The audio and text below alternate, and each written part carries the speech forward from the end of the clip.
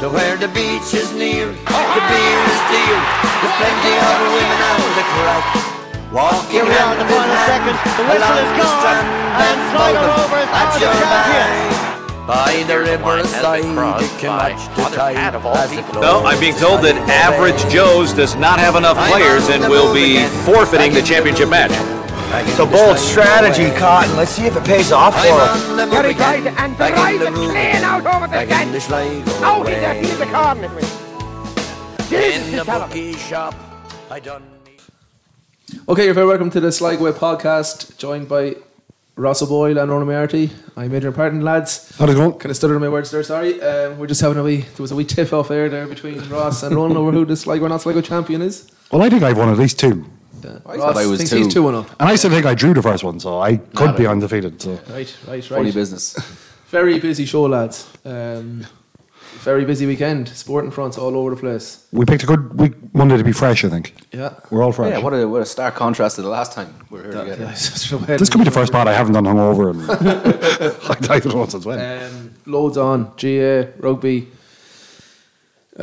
soccer, Rovers, junior soccer, and of course Shane Meara, the head coach of Sligo All-Stars, was in with us earlier. We've recorded him. He's our special guest this week, so very good one with Shane. They had another big win at the weekend. They're top seed now for the playoffs. Yeah, a bandwagon we can get on board. Bandwagon. Yeah, so very enjoyable chat with Shane. How was your weekend, lads? Roscoe, I suppose you were disappointed with the rugby. We'll yeah, I was disappointed now on Saturday. We'll go into that later on. That was it, really. No notable takeaways or anything else. No points even. Just babysitting. Gee, well, it's not babysitting when you're no child. No, that's true, yeah. Sorry. It's parenting. Yes, correct. Let me rephrase that. Marie was working Saturday night, so I had sole responsibility of our child for the first time. So I had to be the peak of my awareness. Babysitter, like paid a fiver. I had a notable takeaway last night, actually. I was talking to you about this earlier. Oh, yes. Hidden gem. There's a Chinese up in the Mace on Holborn Street. Yeah. Oh, yes. It is fantastic. Now, I've been recommended it by a couple of people. Yeah. I couldn't get over the freshness of it. My parents go to that one quite a bit, and they have good things to say about it. Beautiful. Good. Is there a name on it? Use or... Oh, it is, yes. Something like that. Use something. Yeah. But it's in the Mace there. Holborn Street, McCrann's Mace. McCrann's Mace and Holborn Street. Up the hill there. I haven't been in that shop, I'd say, since... I haven't worked... Since the last time I worked in the bookies about 6 years ago. Sorry, they sell, not to cut you off there... For Loco. No. Well, they probably do as well. Kilkenny. Yeah, cans of Kilkenny. Okay. There, that's where you go. Yeah, the shop looked well now, I must say. The whole dynamic of the Chinese in there. But anyway, that's just what I wanted to get across. It's my main... We were in the showgrounds on Saturday and the park, Marfridge Park, yesterday. Lots of sport checking in. Anything irking you this week? Anything get off your chest? No, I'm okay with it. I should have one. Middle-aged men in sunglasses and Helly Hansen jackets or North Face jackets driving jeeps. 2 instances with them. I'd one there on the way here, actually. Go on. Just they all look the same though. There's sunglasses, the jacket, the warm jacket zipped up, and an angry demeanour in their jeep. I inched out by a little bit, and then your man was with a bit of shuffling who was going to go, and he just lost the plot with me. What you need to do is you need to out-alpha them, because they think that they're the top of the pedestal. So just if they come at you with a 6 out of 10, you need to go 10 out of 10 back at them. Well, here's a 10 out of 10 for you. I pulled out last Tuesday morning, I think, at the petrol station Tubbercurry around 8 o'clock, and there was a jeep coming. He must have been fucking 200 metres away from me, but he was coming at top speed. So I came out trying to put my seatbelt on the whole time I was inching out. And the horn came. I looked in the rearview mirror, and I've never seen such an irate man. Like, he was 2 fists roaring and shouting. So of course I slowly slowed down, and then I went through the town in Tubber, and he went round, and he caught the lights. He was the far side, and I got through. And I had the fist out the window too. I'd say the company got a call. Yeah, my driving is obviously shocking and bad at the best. My driving wasn't bad. They're just angry. Helly Hansen. I would weekly. Last time you had a double H, yeah. I would weekly check my rear view mirror and see people losing their shits. Why, you bad driver? Oh, he's cat. Oh, the worst of the worst. Absolute cat. Sure, only got my full license when I was 13. When I came back from Australia to do lessons again, and concentration levels not terrible. I'll tell you what, I passed the test. I had a hairy moment there out in the Holy Well, going up a tight left, and I got back into the test centre. And your man was looking at the sheet and he was hemming and hawing for ages. He was hemming and hawing. And then he goes, it's a pass. And I was like, yes. And he goes, now, look, there's a lot of lessons to be learned here now. And I really shouldn't be. You could tell he was struggling. And he was raging with himself almost a second after he got it to me. I was like, I'm passed. He goes, yeah, I got it and just fucked it in the bin and walked out the door. Yeah, same. My driving test was the same. Your man goes, you've passed. And then spent 3 minutes giving out to me. Yeah, I couldn't tell you a word of what he said. Yeah, I said, I'm passed, mate. Yeah. Did you ever hear Gary Clancy's driving test story? No. He's had a fancy dress party the night before and was in face paint and turned up at 10 o'clock next morning in the full face paint on to do his test. Sitting in the car with my hand around just looking at him. Frankie Feeney actually had to do, he did his driving test the morning after we won the league in 2005 for Cartron, which he passed it now in fairness to him, but his driving instructor now drove him straight. He met him, you meet him for the lesson first. Yeah. Drove him straight to the petrol station, got him 2 packets extra and a bottle of water and a coffee, and that was it. But different times. Right, we might go to the questions later on at the end of the show, Murty. You have one lined up for you. They were directed towards you. Oh yeah. I've got 4 horses lined up here for what do we call it? The Sligo Way podcast, Lucky 15. We're looking for the Smooth Jimmy Lock of the Week to come back. I love the jingle we used to have for it. Yeah. Smooth Jimmy. What else? So loads to go through. We'll go to Sligo or not Sligo, lads. Do you have any theme song for this, Roscoe? I have a theme song. We'll play it now. Let's go.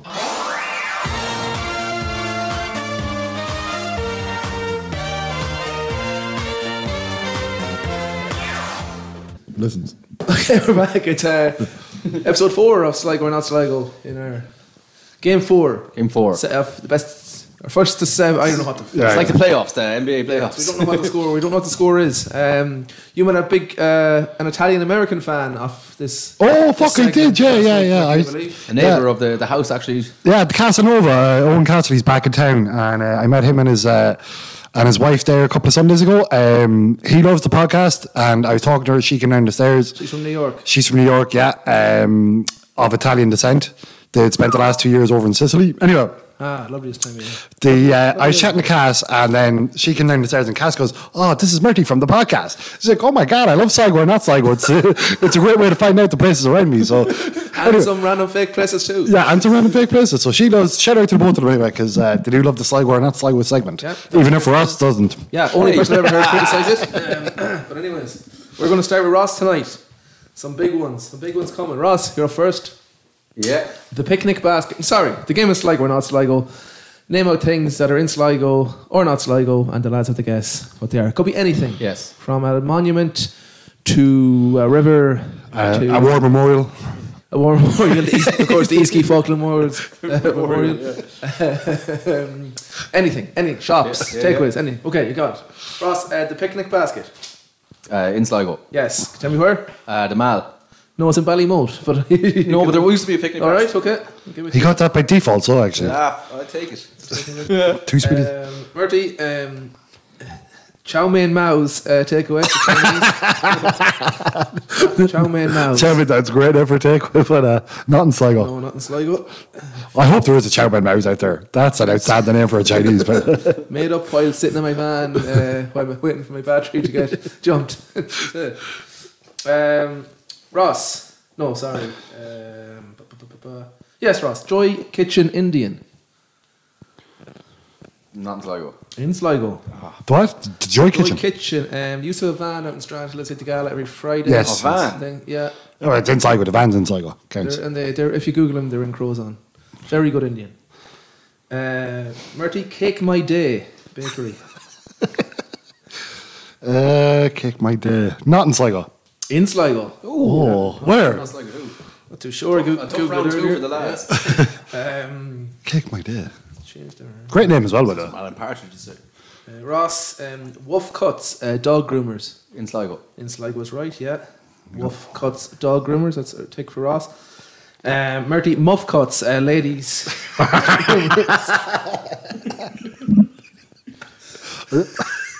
Some of these were sent in. I chat said not in Sligo for that. That's a good cop out. Not in Sligo.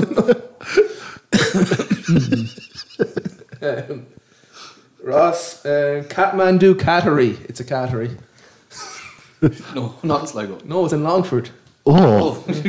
You got that right again by default. Right there, that could have been in Sligo. Murty, Razor Blade Alley. Not in Sligo. No, it's also in Longford. You're on the Longford hunt, were you? Yeah. Ross, Fridays. Takeaway. Fridays. So the FRYDAYS. In a scroll. Yes. Oh, nice. Very nice. Score by Ross there. This is tight, lads. Highwood, Murty.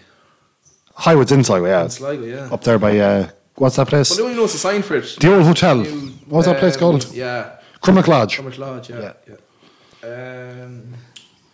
Ross, the statue of Bartholomew Teeling. Teeling, sorry. Not in Sligo. In Sligo. Teeling Centre. You pass it every day into work. Yeah. It's the one under past the bridge. Oh, Alex, yeah. Bartholomew Teeling looking down you every day you go to work. PT. You're stopped on the way over here. Sligo's most famous PT. Murty, Bushy Park. No, that's in Dublin, isn't it? Ballysadare. Oh, ho, ho, ho. Bushy Park, Ballysadare. Fuck it, I knew that too. I think I know someone. Just so I can pace myself out here. How many have we got to go? 1, 2, 3, 4, 5. You have 6 left, Ross. 6 each. Okay. What score? It's we're level, are we? It's level, yeah. Yeah. Not sure what the actual score is, but Bushy it's level. Park. Ross, Big John's Pizza Max. Big John. Not in Sligo. No, it's a mobile. We know about that place. I was like, oh, we. Murty, Skipper Brown's Boat Tours.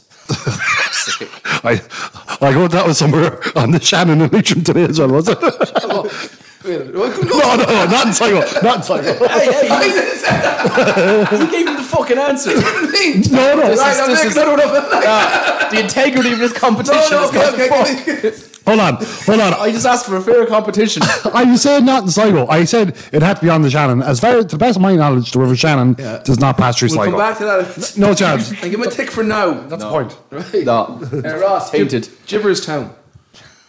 Not Sligo. No, it's like It's a legit answer.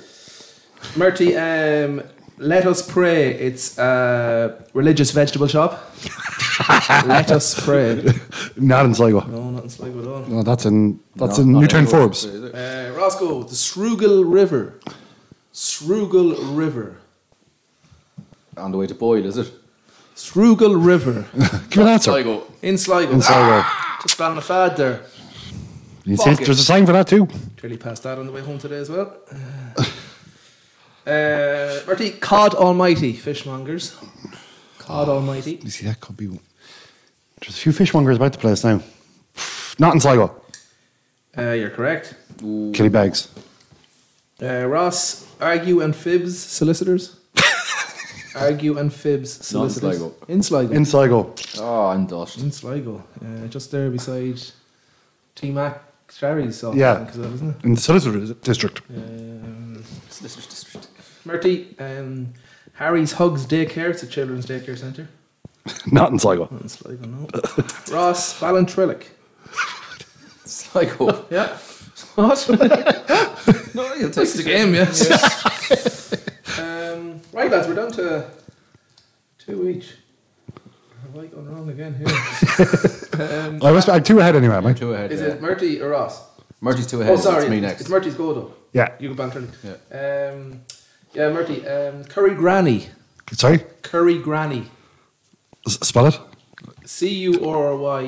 CURRYGRANNEY. Curry Granny. Not in Sligo. Right, Longford. I thought you might have That's fought. game, set and match, is it? Yeah, it depends what's that. Sure, we'll play the about it anyway. Yeah, Ross, Larry's Lane.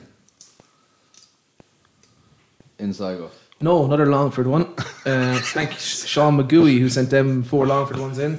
Razorbread Alley, Larry's Lane, Curry Granny and Catmandu Cattery. Murty, to finish up, I have one for you here. Knobs and Knockers. Not in Sligo. No, that's in Longford as well. So, Ronan, I'm going to deduct that Skipper Brown's both tours. Even though I got it right, yeah.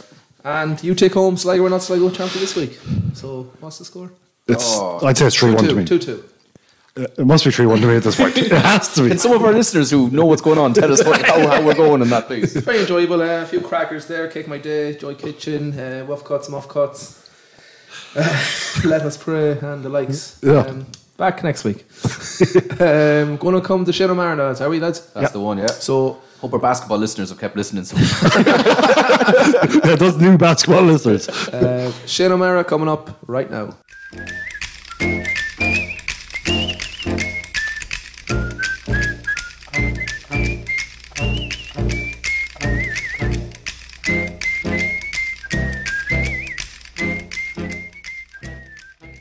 Okay, lads, we're very happy to be joined by Shane O'Meara, head coach of Sligo All-Stars. Shane, you're very welcome to the studio. Here in Ballina. Kitchen studio, yeah. It's great to have you, and we've been Ross been on to a few things. We keep trying to get you. I think we got you at the right time. It's a very good time for Sligo All-Stars at the minute. We might go into that in a bit. You're top of the Northern Conference of the National League. Yeah, it's been a great year. So we've one game left against LYAT next week, but we've secured the Northern Conference. So that was one of our goals at the start of the year. We're hoping to, top our conference. We wanted to win the league if possible and get promotion. So that's the first step done. So we were actually safe as of last week, which was great. So we're kind of getting into playoff mode now. The Tulka Rovers win secured the top spot, was it last Saturday? I think we were actually even safe before that, which was great. Yeah. But at the same time, we didn't even tell the players, to be honest with you, we just wanted to try and keep the foot down for the end of the season, because you just want to stay in that kind of mode. You don't want to be taking the foot off the gas at all. So top spot will give you first seed, I suppose, in the playoffs. So you'll play the fourth team in the Southern Conference. That's right. You reckon that'll be one of the Limerick teams, Limerick Celtics, or? Yeah, it's very tight. Blue Demons have topped their conference. Then you've Carlow, and I think it's going to be either one of the two Limerick teams then. And they have a couple of games because of COVID that were postponed, so we'll be waiting for the results of those. But it's looking like either Limerick Celtics or UL Eagles before we'll know next week.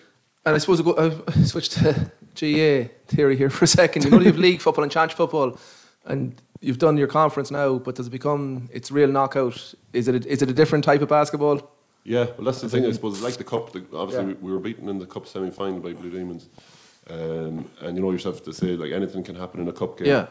And that's the reality for us going forward. Like it's a tough one for a team that's been so consistent. You'd hope that the top teams would end up on the top at the end of the day, but the reality is that it's a knockout situation, and it's like a cup situation. Yeah, like you'd be caught by a team who might think the team who come forward might think, we're having a great season, we snuck into the playoffs. Yeah, there's nothing to lose. 11 or 12-2 record, and then it could all just go. In one go. And it's a tough. Like we've had that discussion. Like it isn't possibly the fairest way to do it, and particularly this year with COVID, like.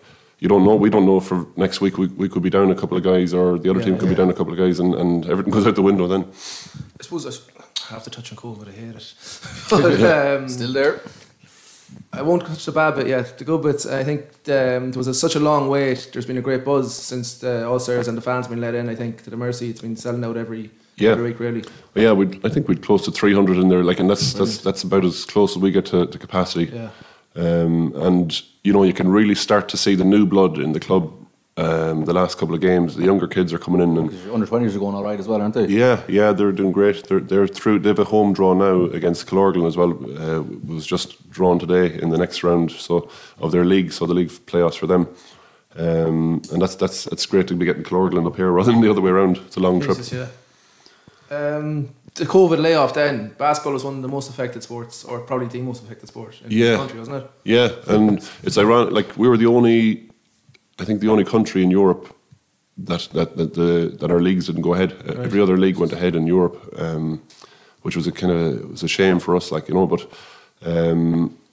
for the underage, particularly I'm involved with the under 16s there too, and those kids really miss out an awful lot, developmental years. Yeah, it's huge. Look, I'm involved with those, and then I have the Connacht under 15 squad as well, and you can see even across the province, you're dealing with kids who are physically under 16, under 15, under 16, but they're really still at their basketball IQ is still at probably an under 13 and under 14 level at the moment.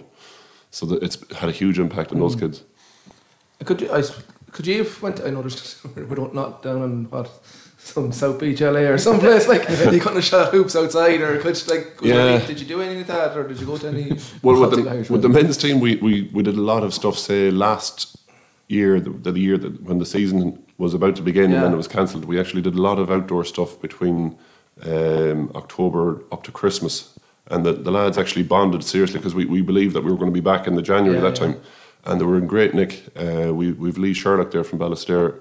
Was doing strength and condition with us, and Lee did an unreal job with those lads. And ironically, without the basketball, it was probably a great bonding session for those lads, because even though there's not a huge gap in age, you still had little cliques of, you know, fellas who were 23, 24, and then you'd fellas down as far as 17. And, you know, they're not naturally going to bond, you know, with each other. But throughout that programme, when they were doing the strength and conditioning, they were paired up, and that's how they got to know each other. So I think it actually stood to us afterwards that everyone on the team kind of had bonded it in some format, you know. When you finally got in the court as well, I suppose the appetite was there too. Play a bit of basketball. For sure, yeah. How I go to the local lads, I suppose Cian Lally must be a big boost, not been with the GA at the minute with Sligo. Yeah, Cian is a great athlete, yeah. And God help me, he's had a bad year in terms of injuries. He had a bad twist on his ankle at Christmas, just a freak accident, and it put him out for a couple of weeks before the Cup semi-final, so he wasn't at full speed there, and he's really only starting to come good now at the moment, so at least we'll hopefully have him up at peak performance by the first game of the playoffs. Do you have any conversation with Tony McEntee? I hadn't chatted to him, no. Missed his calls. Yeah. And I'd say, you know, the likes of Cian, you know, watching him at club level especially, like, there aren't too many guys at his height. No. You know, who not around the county, no. Who can do what he does with the ball in his hands and football wise, you know. But he's the same in basketball. He's deceptively quick. Very quick, yeah. He'd be kind of that. It's funny because he was in the car with me the other day. We were only chatting about it. Sean Cavan actually came out a couple of years ago, and he was saying that his first game was basketball, and he talked about where his sidestep actually he learned it playing basketball. And Cian is kind of, I would see Cian as having this like a Ja Fallon, Sean Cavan, and that kind of jink.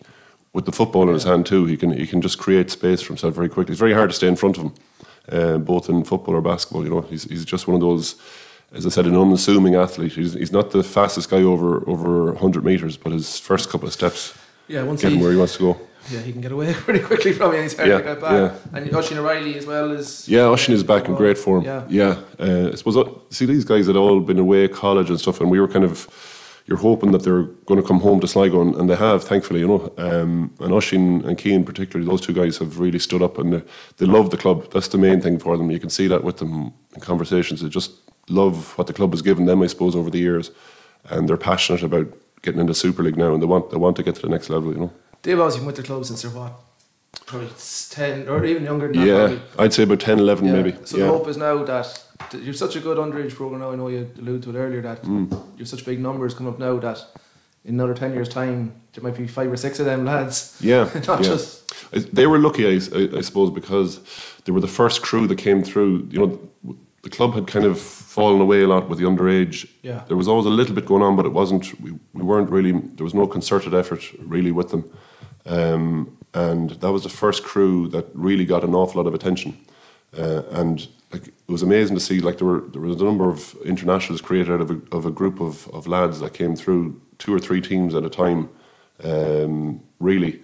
And it's been very hard to actually replicate that for all the age groups to give them all that attention because they basically had any day that Glenn Monaghan was involved. Myself and Glenn did an awful lot of work with them, say when they're underage, and then we had a professional guy in as well. Brendan Breel came in from New York.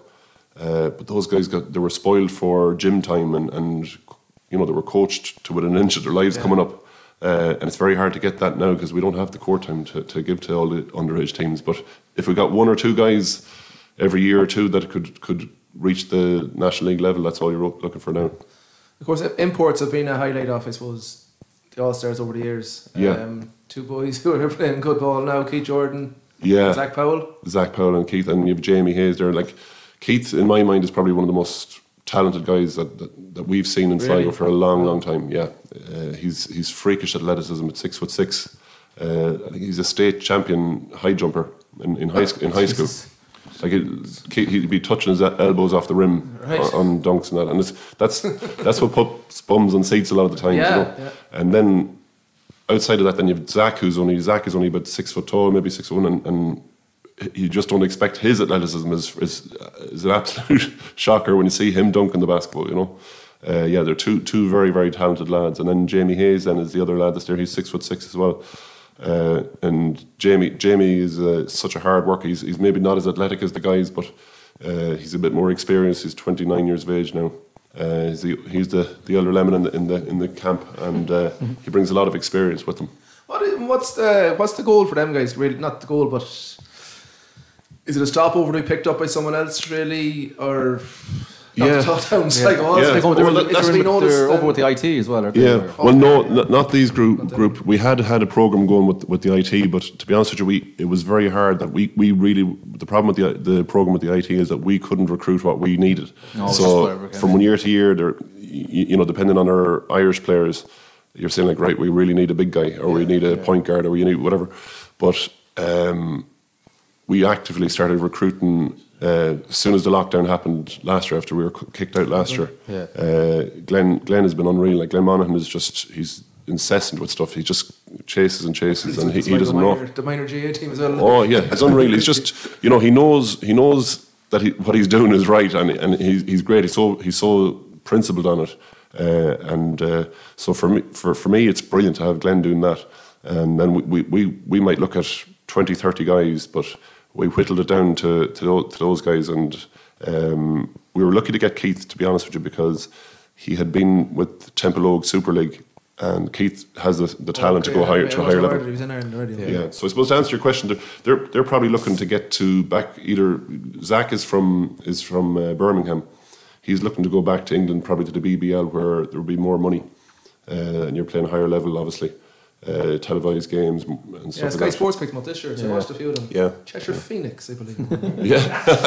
There you go. You never stop on about them. You have all the posters and everything. But so that's, I suppose they do use it here as a stepping stone, but the good thing is if we do get promoted this year is that we're a lot more attractive as a prospect. Yeah, what is the difference between? Sorry, Roscoe. I was just going to say the criteria, like in terms of, like, I know with us we're allowed one non-EU person on the roster playing at a time, but how does it work for you in terms of how people that you can have in your squad? So we can have their category 1 and 2 players, so we're allowed to have one American on the floor, or it can be anyone outside of the EU. It could be an Australian or whatever.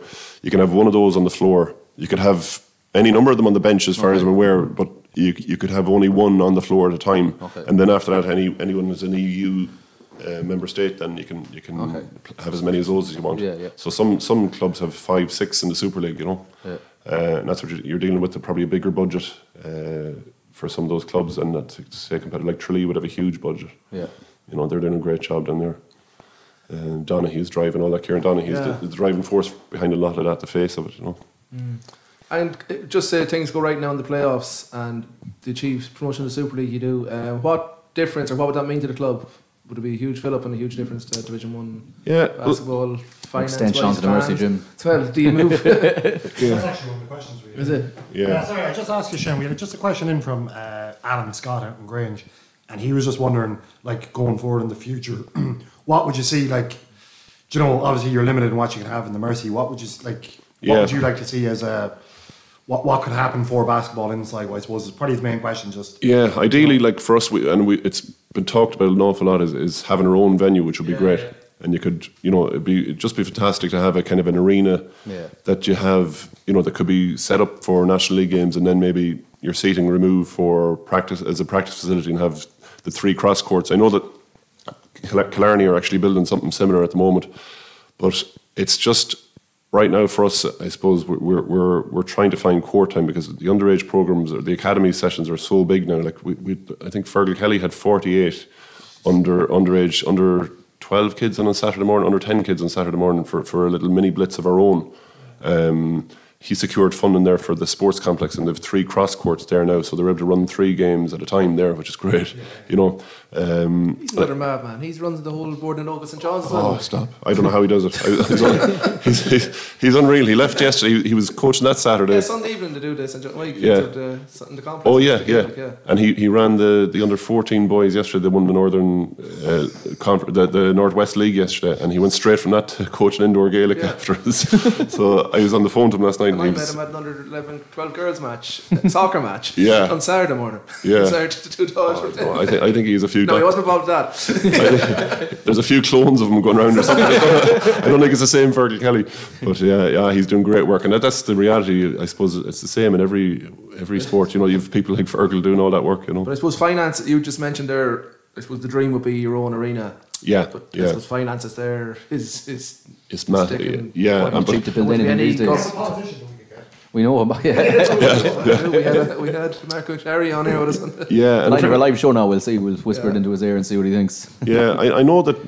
See, we've our chairman there, Jim Lawler. The McSharry Arena. Sorry. The McSharry Arena. Well, that's it. You know, I think there is an awful. I wouldn't be privy to a lot of the stuff that's going on in the executive, but there is a lot of talk about hoping to find their own kind of venue of sorts. Even to get into bed with somebody else and figure something out, because that's the reality. If our numbers are growing towards 500 members, players, and it's class. We're 2006 we'd 10.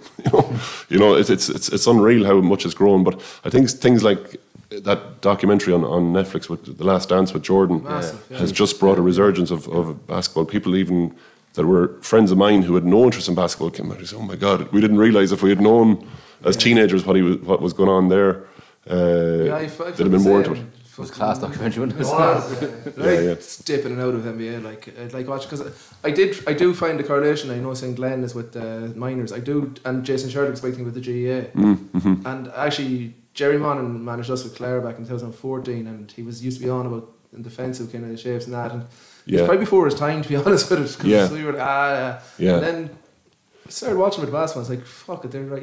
Just the defensive setup mainly. I'd say, yeah. It's just even the awareness, positioning, and knowing, how far away from the ball can I afford to be when I'm, can I help on that? Can I cut off that run, or can I then recover to my own man, or that players recognise as well that he's left his man and I need to be the next. I think it's fascinating the amount of similarities there. Crossover that could be maybe not Gaelic ways to basketball to Gaelic, definitely. Yeah, I suppose you're making so many decisions. Donaghy alluded to recently. I saw him in an interview where I think he was talking about the number of decisions, that you're making per game basketball wise, because it's so intimate and the game is right. It's in such a small space and you're involved in almost every play. Like, it's in some form, where in football I remember myself as an underage player out in Ransborough standing taking hailstones for 5 minutes and not, the ball doesn't come near you. The shot clock as well. You're always going to be on. You're always has to be clued in. And I know people trying to get that in the GA, but I don't know if that's how. Work with you. The shot clock would be. I think for me the better one would be the half court rule. That was just mentioned American Clark yesterday. The ball shouldn't be allowed back over the half line. We were chatting about American yesterday, actually. It really. I know there'd be an awful lot more turnovers and stuff like that, but it'd be forcing guys to at least to speed the game up a little bit. Because it has gone very sterile at times. Like, I find it hard to watch some of the, and I grew up absolutely glued to Gaelic football, and some games then you'd be falling asleep because the game, it's so hard to regain possession if you've lost it. But the likes of the way Dublin played, you knew they were going to get a shot. The only way you turn them over is to put it wide. The odd time maybe. Dublin. Well, it was funny because I played underage with international with Jason Sherlock. And it was funny because we're in a WhatsApp group, and one of the lads reconditioned all the old videos and put them together and put them up, digitized them for us and put them up. And I sat down watching, and of course the first thing I saw then was our offense that we were running that time was called a wheel offense. Dublin had it. And it was exactly, it was just basically what Dublin are doing, and that's where Sherlock's influence, I would imagine, in it is just, the handoffs and all that's happening in the game now. I know that there were other guys involved too, but I would imagine Jason probably had a huge. He'd tell you nothing. He wouldn't give you any insight on what goes on there. But I would imagine he was the driving force of that team. He was the captain of that team, the point guard. But he was brilliant in that sense. What height did Jason Sherlock be? 5'7", 6'7"? I'd say 5'9" at the most. Yeah, he's not very big. He big fuckers then, like how? Yeah. He was just like killing for 5'9". he was phenomenal in terms of his bravery. Was ridiculous. And I remember we played was it Ukraine actually? We played we were in Estonia, and he got upended. He jumped for a ball and got flipped over and landed on his head, and he lay there. Then this is back 1993, so there was health and safety and first aid and everything was out. We were playing in an old Magic Sponge in Soviet Union. Like Estonia had only recently gotten their independence. Like, we were playing in an old hangar, and that's what the gym was in. This, it was unreal with the smell of lead paint out of the place. Knock a horse. Uranium bomb in the corner. But he was out for a couple of minutes. There was no such thing as concussion protocol or anything. The smelling salts out. Yeah, but we had to drag him. We slid him off the floor, and he was there for a couple of minutes, like trying to come to, like, and he came back in and played the second half. He was really as tough, and you wouldn't have seen that probably in the football. You know, he was very much finesse in football, but he was really, really tough, teak tough, like as a basketball player. Touched on your international career, so tell us about it. Well, look at that. All the way up underage, was it? Or? Yeah, I was just lucky enough, I suppose. I was 6'7" at 15, and I was a big horse of a kid, like, you know, and that's the reality. You know, if I saw a fella walking in like that into 15 now, you know, you'd be like, we had Crouchy, Killian Gallagher, came in the door one day, and I said, "Oh, look at this!" And just tell him to hang out under the net. Yeah, and you can't. The old adage in basketball, you can't teach height, you know, and you, no matter what you do with them. So I was lucky enough, and I hurt my knee at 16 and managed to get back for the under-18 European Championships that time, and there was no seeding. So we were playing all the top teams. It was a brilliant experience, but we were getting hammered in games. We were so small. Like the reality for me was that at 6'7", I was 16. The point guard for the Czechoslovakia at the time was 6'8". And I was like, you know, I was guarding 7-footers, and so we had no clue what we were coming up against. And then I played up as far as under 23 level in World University Games. That was probably the highlight. Where were they on? That was in Magaluf, of all places. With 2 weeks, 2 weeks in Magaluf. Imagine. What age were you? And the whole, like, say, the standard was ridiculous. Nearly every other country was. You know, we had the likes of Michael Bree from Sligo was playing for us, but every other team was like, there were NBA prospects. The whole American team they were all ready to go into the NBA. They all played in the NBA afterwards. We played Mexico, and there was 2 guys who played in the NBA after that. There was a fellow 7'2", Horacio Lamos, and another guy, Eduardo Nahara, both played for the Phoenix Suns and the Dallas Mavericks the following year. Like, so that's what we were looking at. But we were just kind of happy to be there, you know. Happy hour. Yeah. The old San Miguel's. Yeah, but it was an amazing experience. Memories it was great. Memories are hazy, memories are light. Well, we remember the first week anyway, but once the group stages were over, we were out. We just got to enjoy the rest of it. But it was like, it really was the Olympics for university. You know, you had Olympic standards for track and field. We were down watching, you know, when you're watching the 100 metres and all that kind of stuff. Because I used to throw the shot put as well when I was younger. Loved going down to see that level of athleticism. And we had an open ceremony that was, you know, the arena was, the stadium was packed, jam packed, and it was a great experience, like, you know. Jesus, yeah, that sounds unreal. Murty, you have a few more questions in there, yeah? Well, just one of the ones as well is yes, you're on about your 10 numbers in 2006, and now you're up closing towards 500. Yeah. So like, you know, there's obviously been a resurgence now, but like, basketball used to be massive in Sligo. I remember going to the sports complex when I was probably, you know, 10, 12. It was massive then. So yeah, what's kind of kickstarted it back up again, do you reckon? Look, I suppose we've grown it organically, you know, that we knew. So when Fergal Kelly had been chairman, and 2006, I think we won. Yeah, 2006 we won the Division 1 Cup. I suppose that was the group of guys, Fergal Kelly and myself, Ian McMorrow, who had come through the ranks from underage previously. You know, we had won an under-19 Cup, 93. 13 years later, we had won the Senior Cup, and you know, there just weren't enough guys around helping out, putting time into coaching, and we actually stopped as chairman. It wasn't a very popular decision at the time as chairman, and I was playing as well at the time. We withdrew from national competition, and we just focused on coaching. Okay. And you know, what year was that? 2009. So I was quite young. You know, I was only 33 at the time. Did you go play with anyone else? No. I played with Ballina, and I played with a team in Galway as well. I was going to say, like, tough to just give up your whole. It was, yeah, and it was just, it was tough. But we put a lot of time into that, but we knew that if we didn't, never recover. Yeah. There was nothing coming behind us, because you had Michael Bree had been the next guy probably, and you know, Michael was off playing professionally. Yeah. So, but Michael, in fairness, was a great help as well to us. Like, he used to come home and do camps and stuff like that. But just at the end of the phone, he had an amazing education in basketball. He had, where he went to college, the guy Bob McKillop, his head coach, was voted NCAA Coach of the Year 2008. He coached Steph Curry, who's the face of the NBA, or one of the faces of the NBA. So Michael had basically an honours degree in basketball coming out of there. And now he's a great job in Sweden. He's one of the head top guys in Sweden coaching basketball. So he was a great help to us. But yeah, it was tough in that sense. The girls' side had been up and down, and they had, it was kind of, it was peaks and troughs, but we were never good together. You know what I mean? There was never a time where the men and women's side were both going well together, and that's kind of now the girls are playing catch up in a sense, and they are coming. It's all happening now, and we're hoping in the next 5 years that you'll have hopefully enough for our National League team for women again. But there's been an awful lot of volunteers and a lot of people getting back into it now. But again, it's just a challenge of finding coaches to coach all these kids coming forward. And I'll go to you in a second, Murty. I know, just talk financial again. The 300 Club. Yes. They're a big push on that, yeah? Yeah, it's great, yeah. That was started a number of years ago when we knew, we 5 years back in the National League.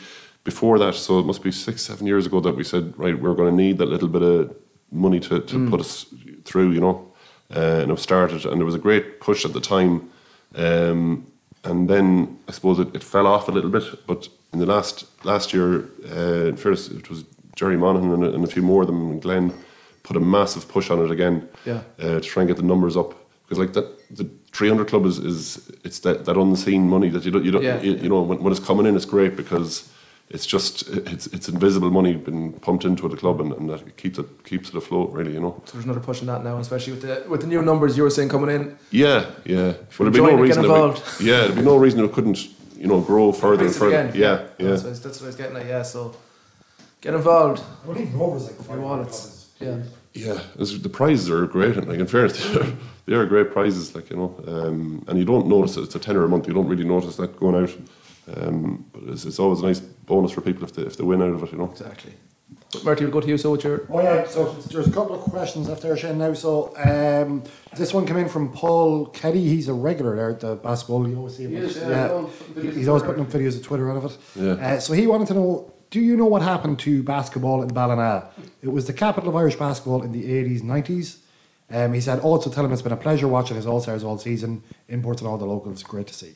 So yeah, I suppose for Ballina, they probably made the same mistakes that we made, is that there wasn't enough emphasis put on the underage to make sure that when the likes of Liam McHale and the likes retire, that they'd have something to replace them. Because their careers went on a long time, and Dior and Marsh there too, they went on a long time. I played with them 2007. He's still around Ballina, he's Dior? Yeah. Oh yeah. Cult hero, isn't he? Oh, he's unreal, yeah. A new set of teeth and the whole lot. He's choppers, yeah.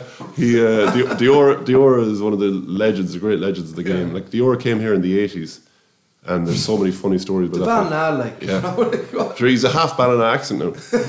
He's hilarious, but a lovely, one of the nicest guys you meet, from Ohio. But like, there was one night where they went looking for him. He was playing 25 or something in a pub with a group of old men. First year here, drinking pints and smoking fags. He was one of the freakiest athletes I've ever seen in my life. Like, Dior has scars on the top of his head from backboards and banging them up. It's just ridiculous athleticism, and he can probably still dunk the basketball today. He's 50-something years of age, But it was absolutely massive up there, wasn't it? Yeah, it was huge. Well, I was lucky. My dad, God rest him, he was involved with Connacht Gold. He worked for NCF, and he would have been involved with the sponsorship of Ballina at the time, 91, 92, that time, when they won the cup. And I was lucky enough, so we used to get kind of front row seats. There were reserve seats, and there was nothing like it. That gym was jam-packed. If you weren't there like a good hour or two before the game started, you weren't getting into the gym. There used to be people hanging out of trying to look in the door. Like, there was a documentary or something recently about Ballina. Yeah, there's one done somewhere. I definitely listened to it. Yeah, and there's another one, We Got Game. It was one a couple of years ago, but there was one again recently. Did they change gym or something, or were they planted? Yeah. So they have one in the town centre now. The original was in Killala. That was it. And that was like that was a big barn. Now, it looked amazing when it was filled. It was supposed to be unbelievable when it was filled. Yeah, this big barn in Killala. If you walked in there when there was no game on, you'd expect a Charlie Bull or something to come around the corner. But there used to be a fella in the corner then with a big drum as well, and that drum was just beating for it, and it was like Dior the whole time. Every time Dior did anything, and the crowd would go wild. But like the likes of Tom O'Sullivan, who played with Neptune, was telling me one day that he was inbounding the ball on the sideline, and one of the fans was actually pulling the hairs of his leg while he was. That's how close they were to the action, pulling the hairs of his legs and him trying to make a pass. Like, you know, it was so intimidating to go in there. You know, I played there a few times for Sligo, but I played with, when I was in Dublin. I played with a club there, and we played there in the cup. And it really was intimidating to go in there when you weren't from Ballina, you know. And a lot of the Americans going in there, and they had played a good level, played college-wise, but it was a crazy environment to go into, you know. Driving out to from Ballina, like. Yeah, it was a wild trip. Yeah, because it's amazing that we even would have known, like, one of the 90s, that Ballina basketball was this massive thing, like. Yeah. It was in the back of the mind. Yeah, he's right, and there is right, though. Like, it's a shame because there was such a buzz around Ballina. As well, and Ronan, a great guy as well. You know, Ronan he's. He probably came at the tail end of it all, did he? He did. Age-wise. He did, yeah. And I suppose for him, there wasn't a whole amount around him. You know, that's the problem. I suppose that they had. If they had another few guys around Ronan, the year I played with them now, Ronan was probably at his peak of his performance, and he got sick. So he was away for a couple of years, but. Yeah, and I suppose football was a major draw on him too, you know. I know from you, I suppose. Yeah. Because Liam would have come up through, I know that 91 when John Mahan would have been managing, or it would have been later actually, probably 96, was it 96 around when Mahan was managing them that time? Yeah. You know, I think there was probably more, Gaelic wasn't probably as professional even then, that there was more flexibility. Like Liam would play a basketball league game on a Saturday night, and we played a National League football match the following day. You know, you wouldn't get away with that. Question on Liam actually from Mark Sheridan, brother-in-law to be. Question for Shane: could Liam have made it in the NBA? It's very hard to know with Liam. Like, Liam was so versatile, but the NBA is just the cream of the crop. Like it's those guys are. I was lucky enough. There's a relative of ours coaches with the LA Clippers. And he brought us over, myself and my wife went over 3 years ago actually this week, and we spent 10 days around it. And you couldn't believe how big and athletic these guys are. And he was just saying, like, the whole thing is, it's all based on athleticism. And Liam at 6'5", he could do everything here. He could play all 5 positions. He could guard all 5 positions. But the NBA kind of sometimes too is you have to be an expert in one. You know, he was definitely a jack of all trades, Liam, and the most versatile player the country has ever produced by a country mile. But to make it in the NBA first of all you'd have to get through the college system, which he'd have had no problem playing college level. It's just whether the athleticism would have been both ends of the floor, because trying to stay in front of some of these guys, they're high jumpers, they're sprinters in any other, if they wanted to. Yeah. That's smooth them as well, though. Yeah. I was in New York 2 years ago, went to the Nets, the Jay-Z's team. Yeah. It was such a production, like there was like DJs out in the decks, like the entertainment in it. It was just, and the product and the porch man, Irving, unbelievable. But I have watched some of that. Not playing now though. BBL, that BBL stuff I would. And I actually watched the EuroLeague as well. I enjoyed that. Yeah. Well, the EuroLeague is more pure basketball. The NBA is very much, it's all the show and the performance. And I don't really, to be honest, I don't really enjoy. I've been at a good few games now at this stage, but I don't enjoy that game. I'd prefer the EuroLeague is more real basketball. I love the EuroLeague. Yeah, and it's kind of more relatable, because you just can't relate to some of these guys who, like Steph Curry is coming across the half line and shooting threes. I was going to say that. To see is you obviously seen the video on viral during the week for the practice. Shooting, but yeah. But there was a college game then around 3 days ago as well, and there was with 6 3-pointers from near the halfway line in a row. Just got it and threw it into some of the basketball. What's the word I'm looking for? Purists. Yes. We're saying, look what Steph Curry's done to the game. Yeah. Well, to say he's had the biggest, probably one of the biggest, like LeBron James obviously had 19 seasons. He had 56 points the other night at 38 years of age. Like, just a freak of nature. Yeah. But like, to put it in perspective, like LeBron is 6'8". You know, you're talking about the likes of Paul O'Connell. There's a guy there, Blake Griffin, playing. He's 6'10". He was 19-20 stone. Jesus. And in a dunk competition, he jumped over a car. Can you imagine Paul? You know what I mean? He's built like Paul O'Connell and jumping over a car. Like,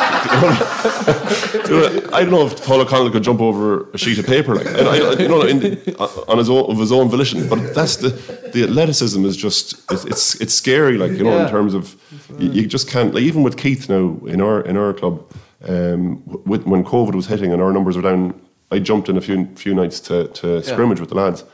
It's impossible. You can't deal with him. He's just his first step is electric, and I know at my age, you're not going to even try to compete. But just saying, like, it's amazing to see that extra level, another level up. And Keith is at our level. Those guys are another few levels above that again. Curry's numbers aren't. He could score how many 3-pointers in the past, and he hated this stage because he's just. It's outrageous what he's doing. Yeah, good or bad for the game? Do you reckon? Because I know you were.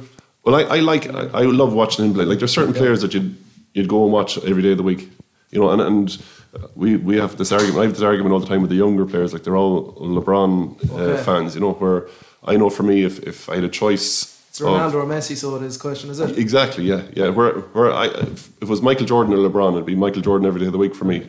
Okay. Steph Curry, I'd prefer to watch him play. LeBron is like, he's a monster of a man. Like, he's 18 and a half, 19 stone as a point guard.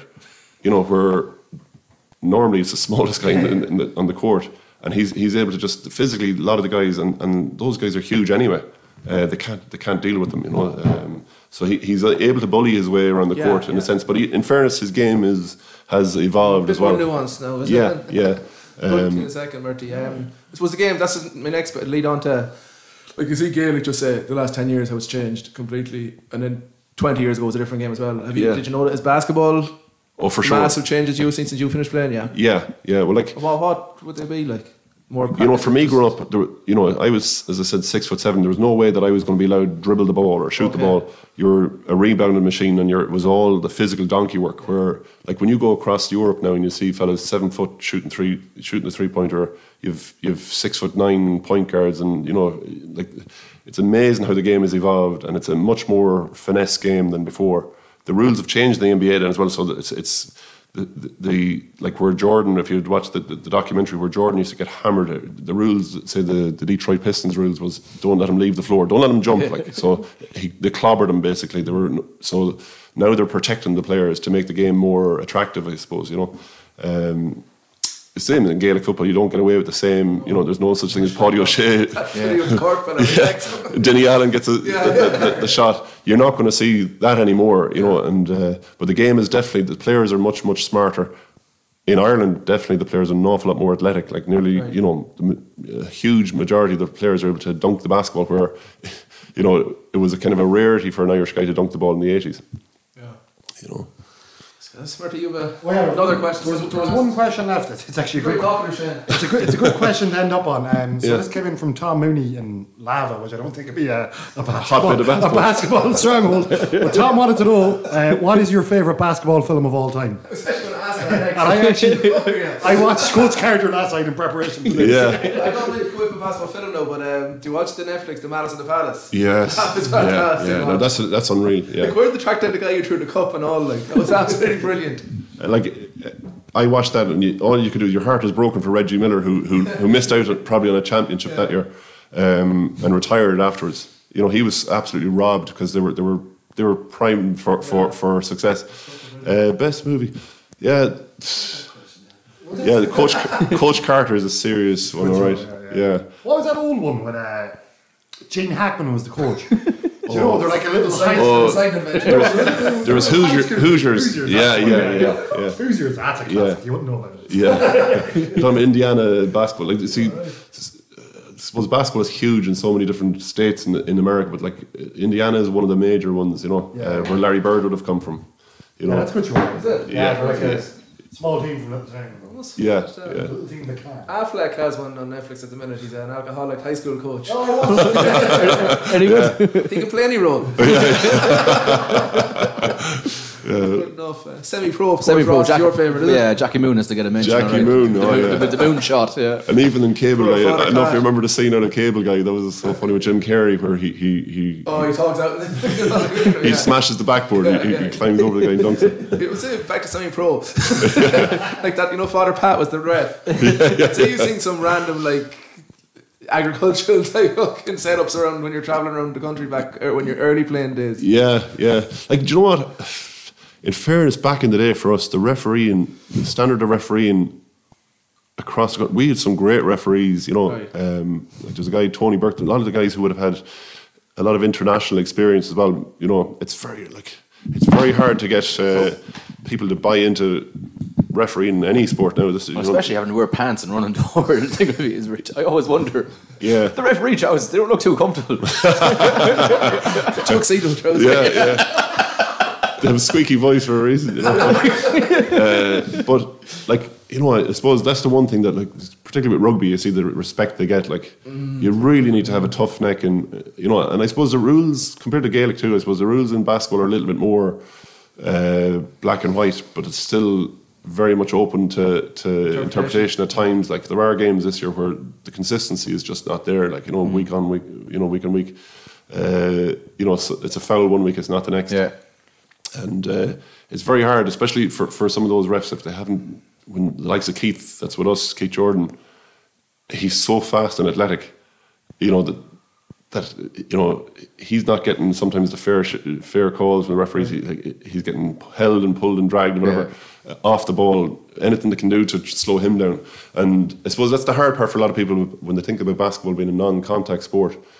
It's actually, there's a whole amount of contact off the ball, and it's so, as I said before, it's so intimate. You're fighting for an inch of space. You're not going to get cleaned out of it with a shoulder from a fella running 20 yards at you.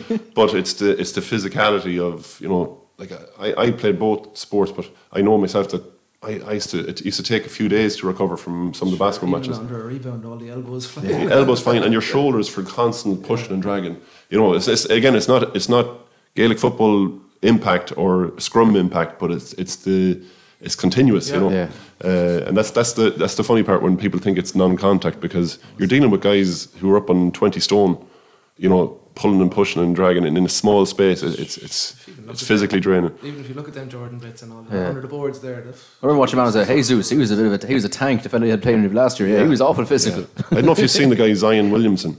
No. He's only 20. Is he 21 now? He's in the NBA, but he's been out with an injury.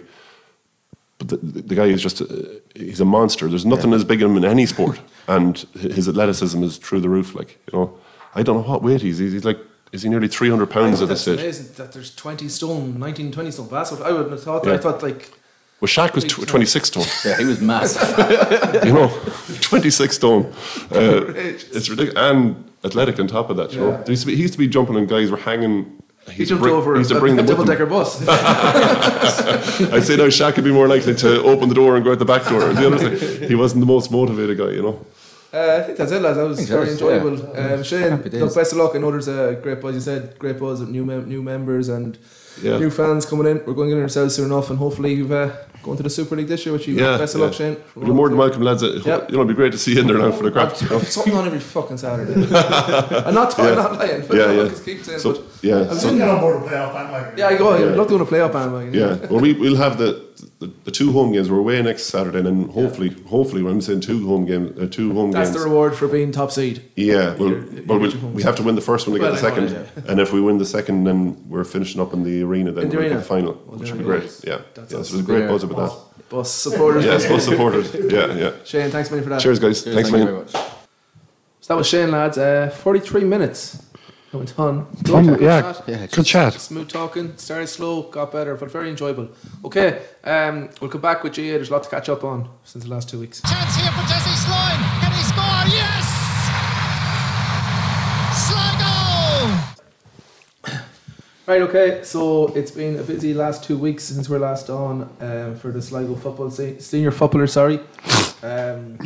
their 2 wins from 2 has become 2 wins from 4. Very quickly in the space of 2 weeks, 1 week even. Last Saturday in Thurles, a disappointing performance against Tipperary. Sligo were beaten. Slow first half may have cost them, I think. Confidence was high going down to that game. Sligo were favourites, which I find it peculiar myself now, I must say. Tipperary near 2-1, like going 7-4. Peculiar, like Tipper still tipped amongst champions from 2 years ago at home ground as well. So it was disappointing, but looking to bounce back yesterday, we were in the park, Murty. We were. It finished Sligo 10 points, Cavan 113, led 6-2 at half time. Wind a factor? Yeah, that was a question, was it? Kind of, yeah. It was a factor, yeah. I think we kind of... But it's saying that the wind was a factor. They got to 8-4 at one stage in the second half. Yeah, well, let's start the first half. So, yeah. Cavan quite lacklustre. physically had some massive big men, but Sligo really, I was kind of surprised. Well, They fronted up to them like I turning them over yeah. numerous times. Michael Argue midfield, he's wearing number 24 last year. Like he was a monster man. Monster. Didn't really No. see him affect the game at all. I think we said it to each other after about 25 minutes that I was actually impressed with Sligo's physicality with them. and that was, I suppose that was my worry, and it has been something that I think they're trying to tighten up. They definitely are. They had Dara Cummins come back and go on McKiernan and Paul Kilcoyne in sweep, and I think Dara Cummins had his best game for Sligo in a while. That's what I said. Yeah, I think it was the best game I might have seen him play for Sligo. Definitely. I was very impressed by him now. I thought he done well. So the first half, Cavan didn't really. They were very poor every time they went forward. Just to the wind at all. Yeah. Did a few rash shots. While Sligo actually did make chances, and 6-2 could have easily been 10-4 maybe at half time. Yeah. Sligo probably definitely disappointed they didn't have at least 2, if not 3 more on that maybe. It could, you're right, it could have been 10, and obviously Cavan missed a couple of sitters as well, but I think Sligo definitely going in at half time just would have been that bit disappointed.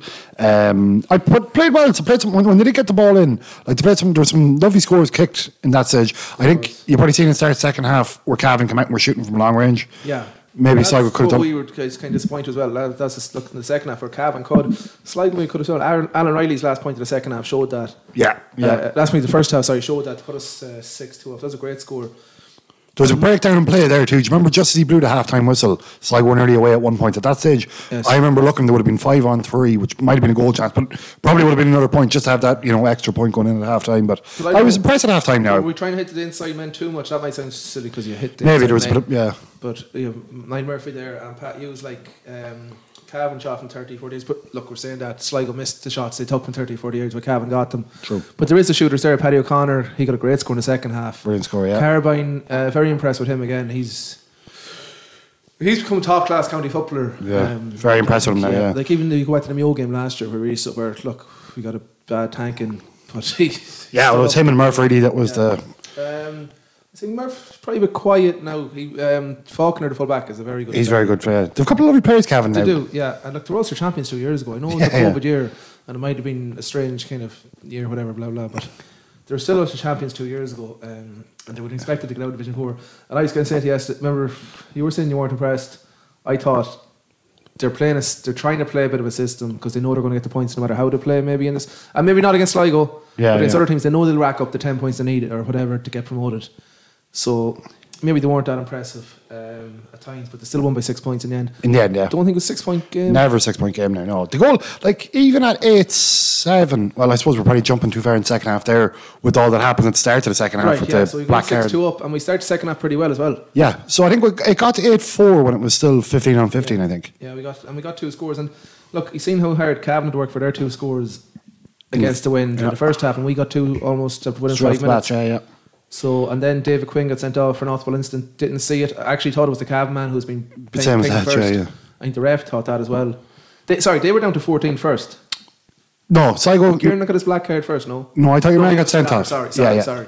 But Sligo went down to 13 very quickly after that because we believe it was a case of mistaken identity. There was an old bollocks of a water boy from Cavan, I think, chirping into Sean Carabine. Yeah. Carabine gave him a bit back.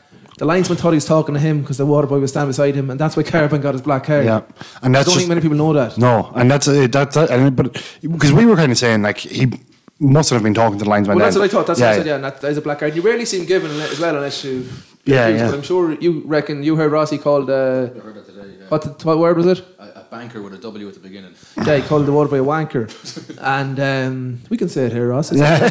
And the linesman was taught that. Now, I suppose you don't call ref or linesman that word, so that's why the black comes out because it rarely is come out for the abuse. No. Yeah, no. It was. We were kind of, but like for that few minutes, especially even I know it went to 14. It was 14 and 13 at that stage, but like he was such a huge loss to carry the ball into that win in the second half. Exactly. And when they were down players as well.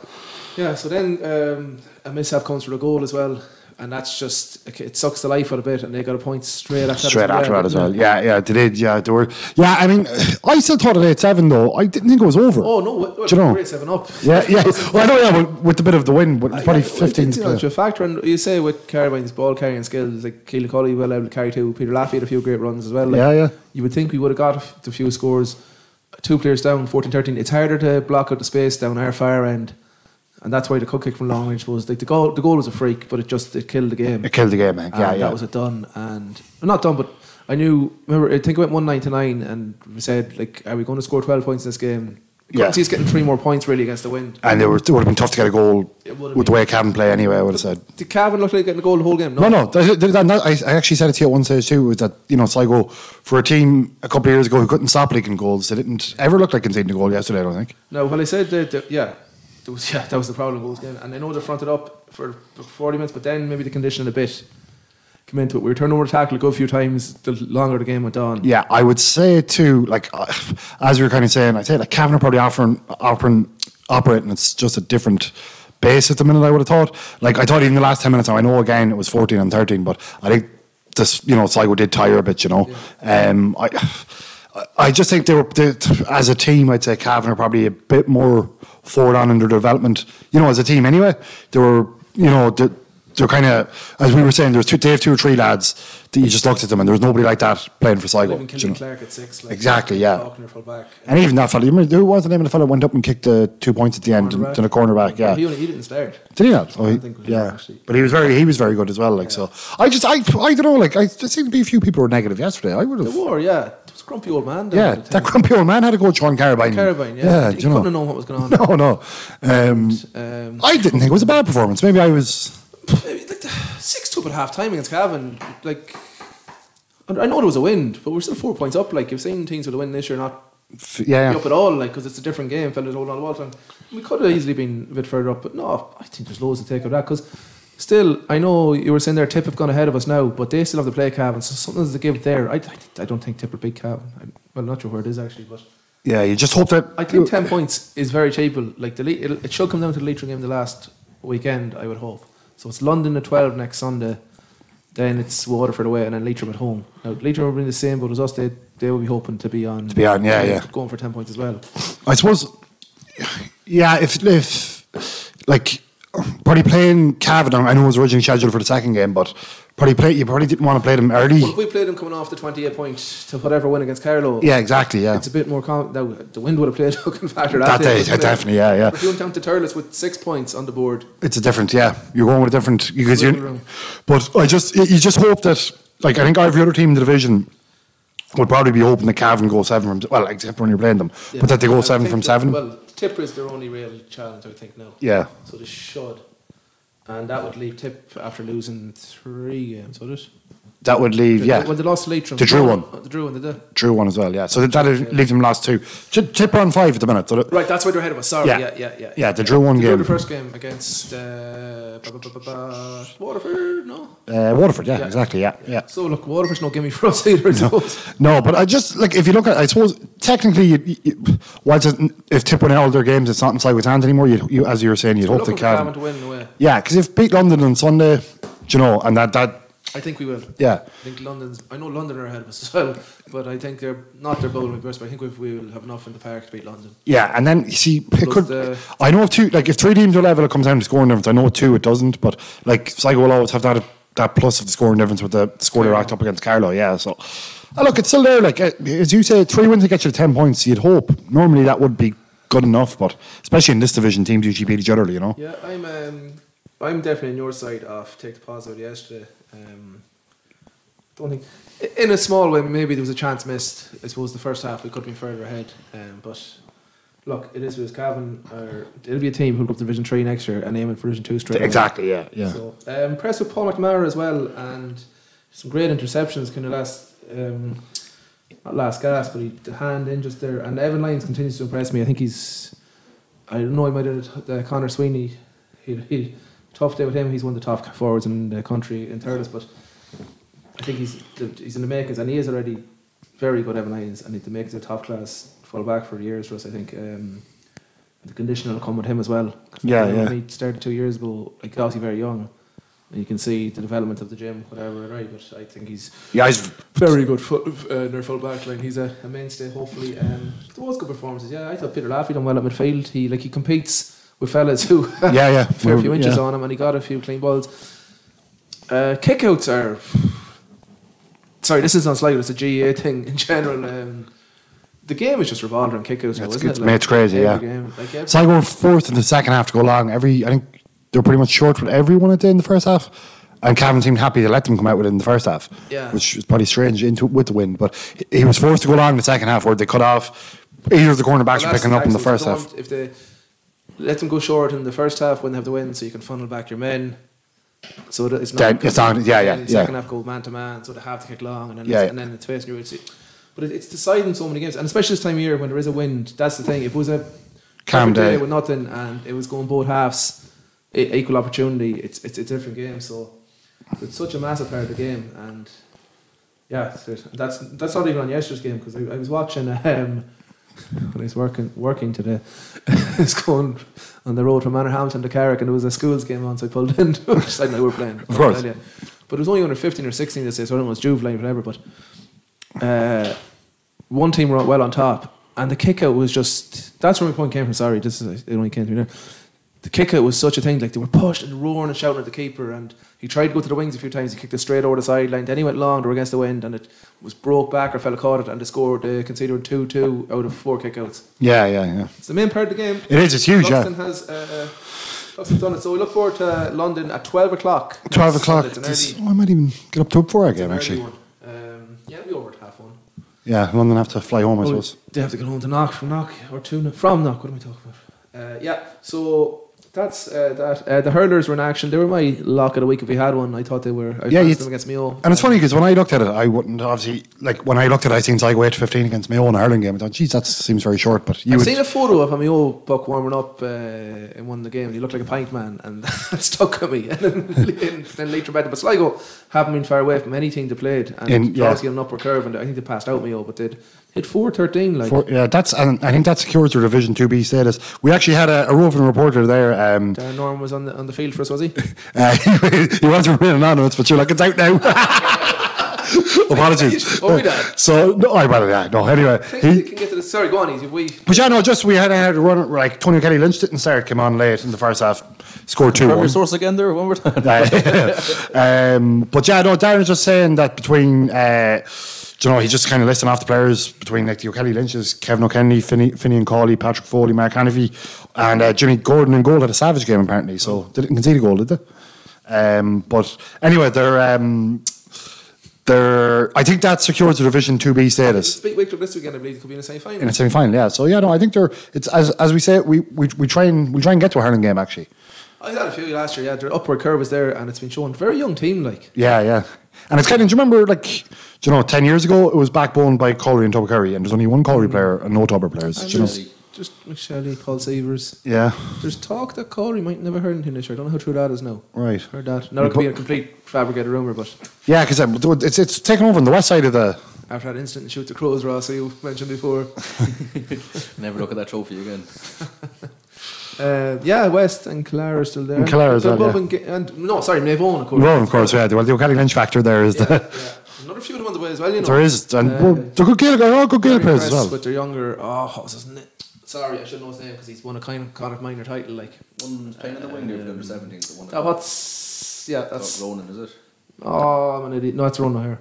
Okay, I apologise, but he's still minor this year. But Liam, I watched him play. I watched him up in Bacon one day. There he's with the minors, and he's very similar to Tony Bay plays actually, but he's good. I think he might be midfield for the minors this year.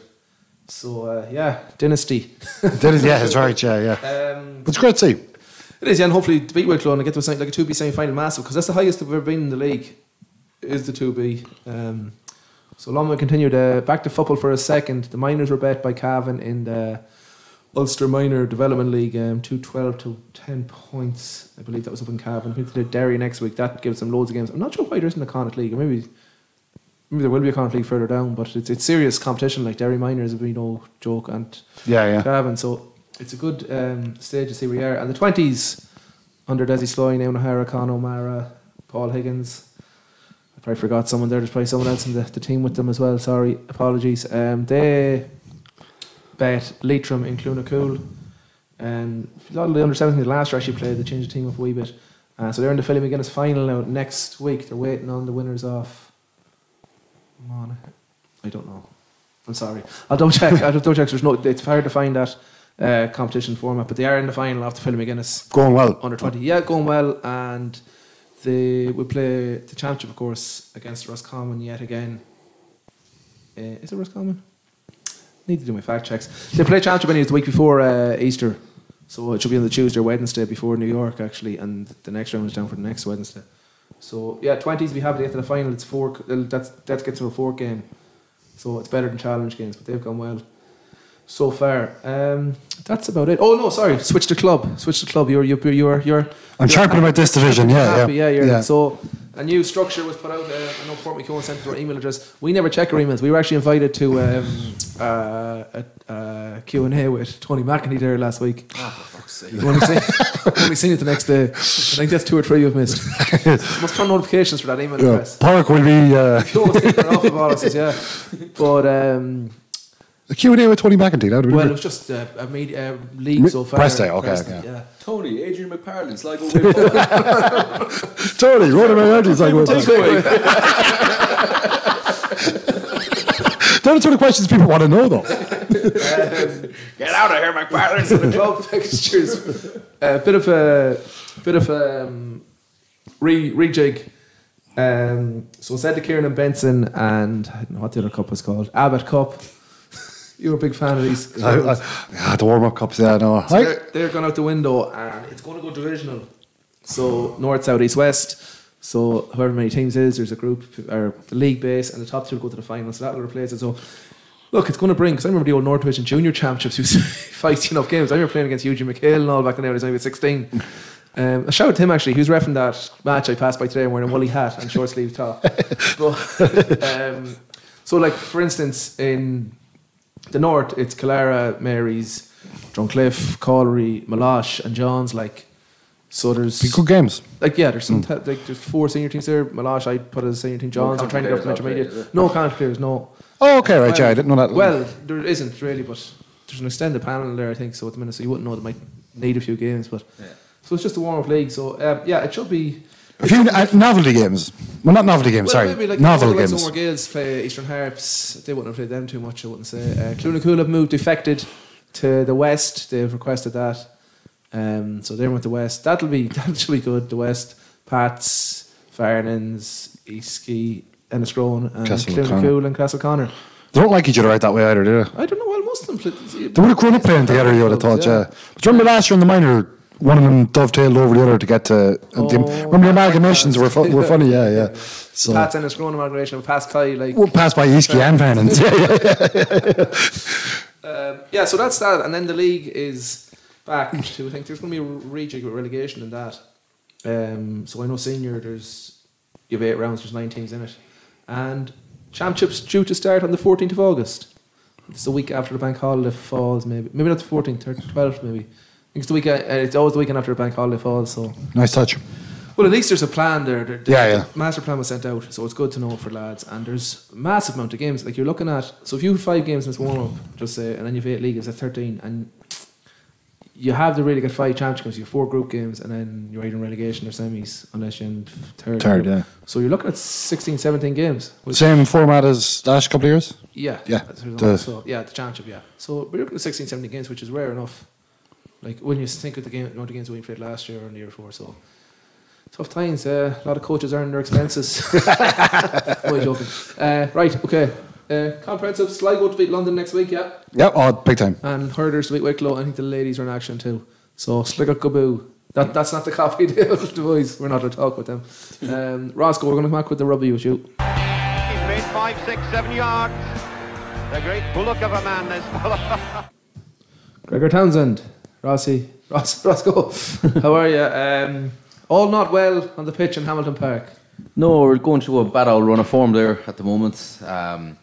Since we last spoke, we've been beaten twice, away to Ballina in the derby, and at home in another Connacht derby to Corinthians at the weekend. So I'll start with Ballina. The score was Ballina 25, Sligo 15.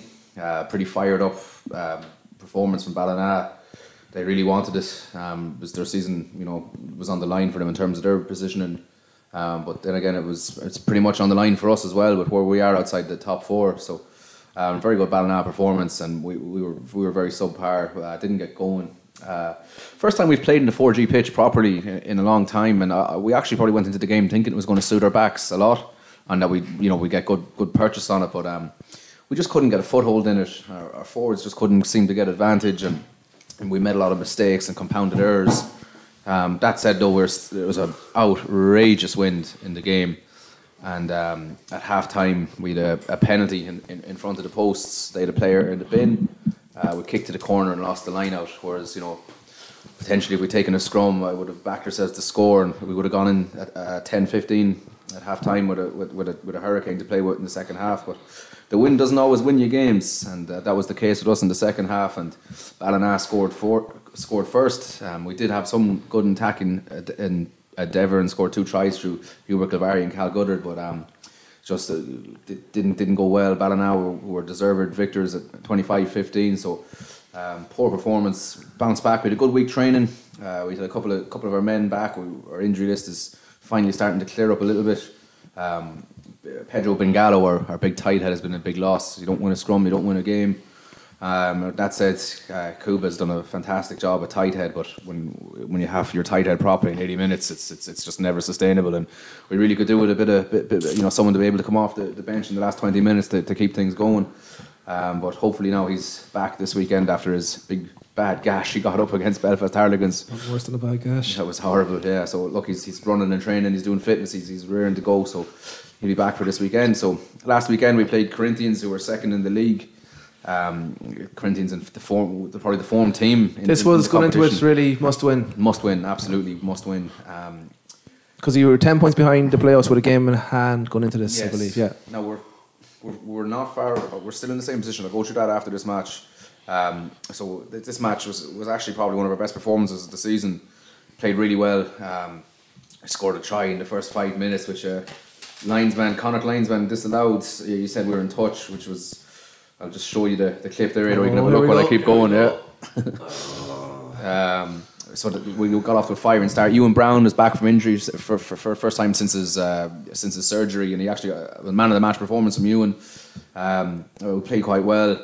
Again, it was just before at the stroke of half time. We're what? Yeah, didn't give it. Clearly in touch by so much. A crossfield kick, a belter of a try. No. Yeah. Just have a look at that. Yeah. Great. But look, listen, this can't change that now. But frustrating, Anyways, before half time, we were well in the game. We just scored a try to go in front. We dropped our restart, gave away a penalty for an accidental offside. They kicked to the corner. Now, the Corinthians maul was something else. They scored 2 of their tries from their maul.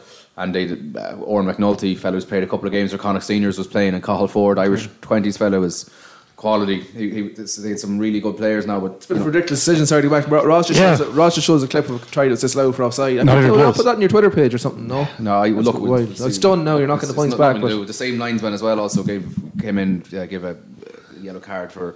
So there was a 3v2, and one of our players, Philip Carter, same player, tackled the guy. Ball hit his arm, like genuine tackle. The ball hit him. And referee said the linesman came in, said it was deliberate, and gave us a yellow card as well. Respect the ref, okay. Yes, of course. So anyways, look, Corinthians won the game 28-21. We got a kick at the last play to get a losing bonus point. So where does that put us now?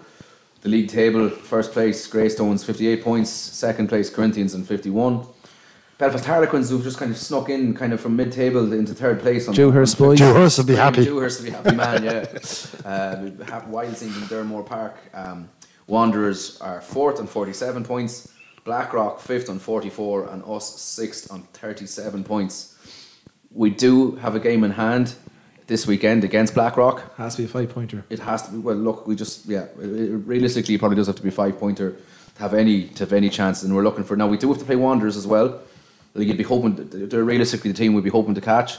So we do have Wanderers to play still. You're 10 behind them. Yeah, we're 10 behind them. Yeah, like the way this league has gone as well. Everybody's beating everybody. Like the Wanderers could lose to Dungannon next week or Malahide. It's the way it's been going. How many games have we lost in a row? Sorry, not to just bring up the bad wounds, but it's 4 or 5. We've lost since Greystones. We've lost to Greystones. We've lost to Ballina.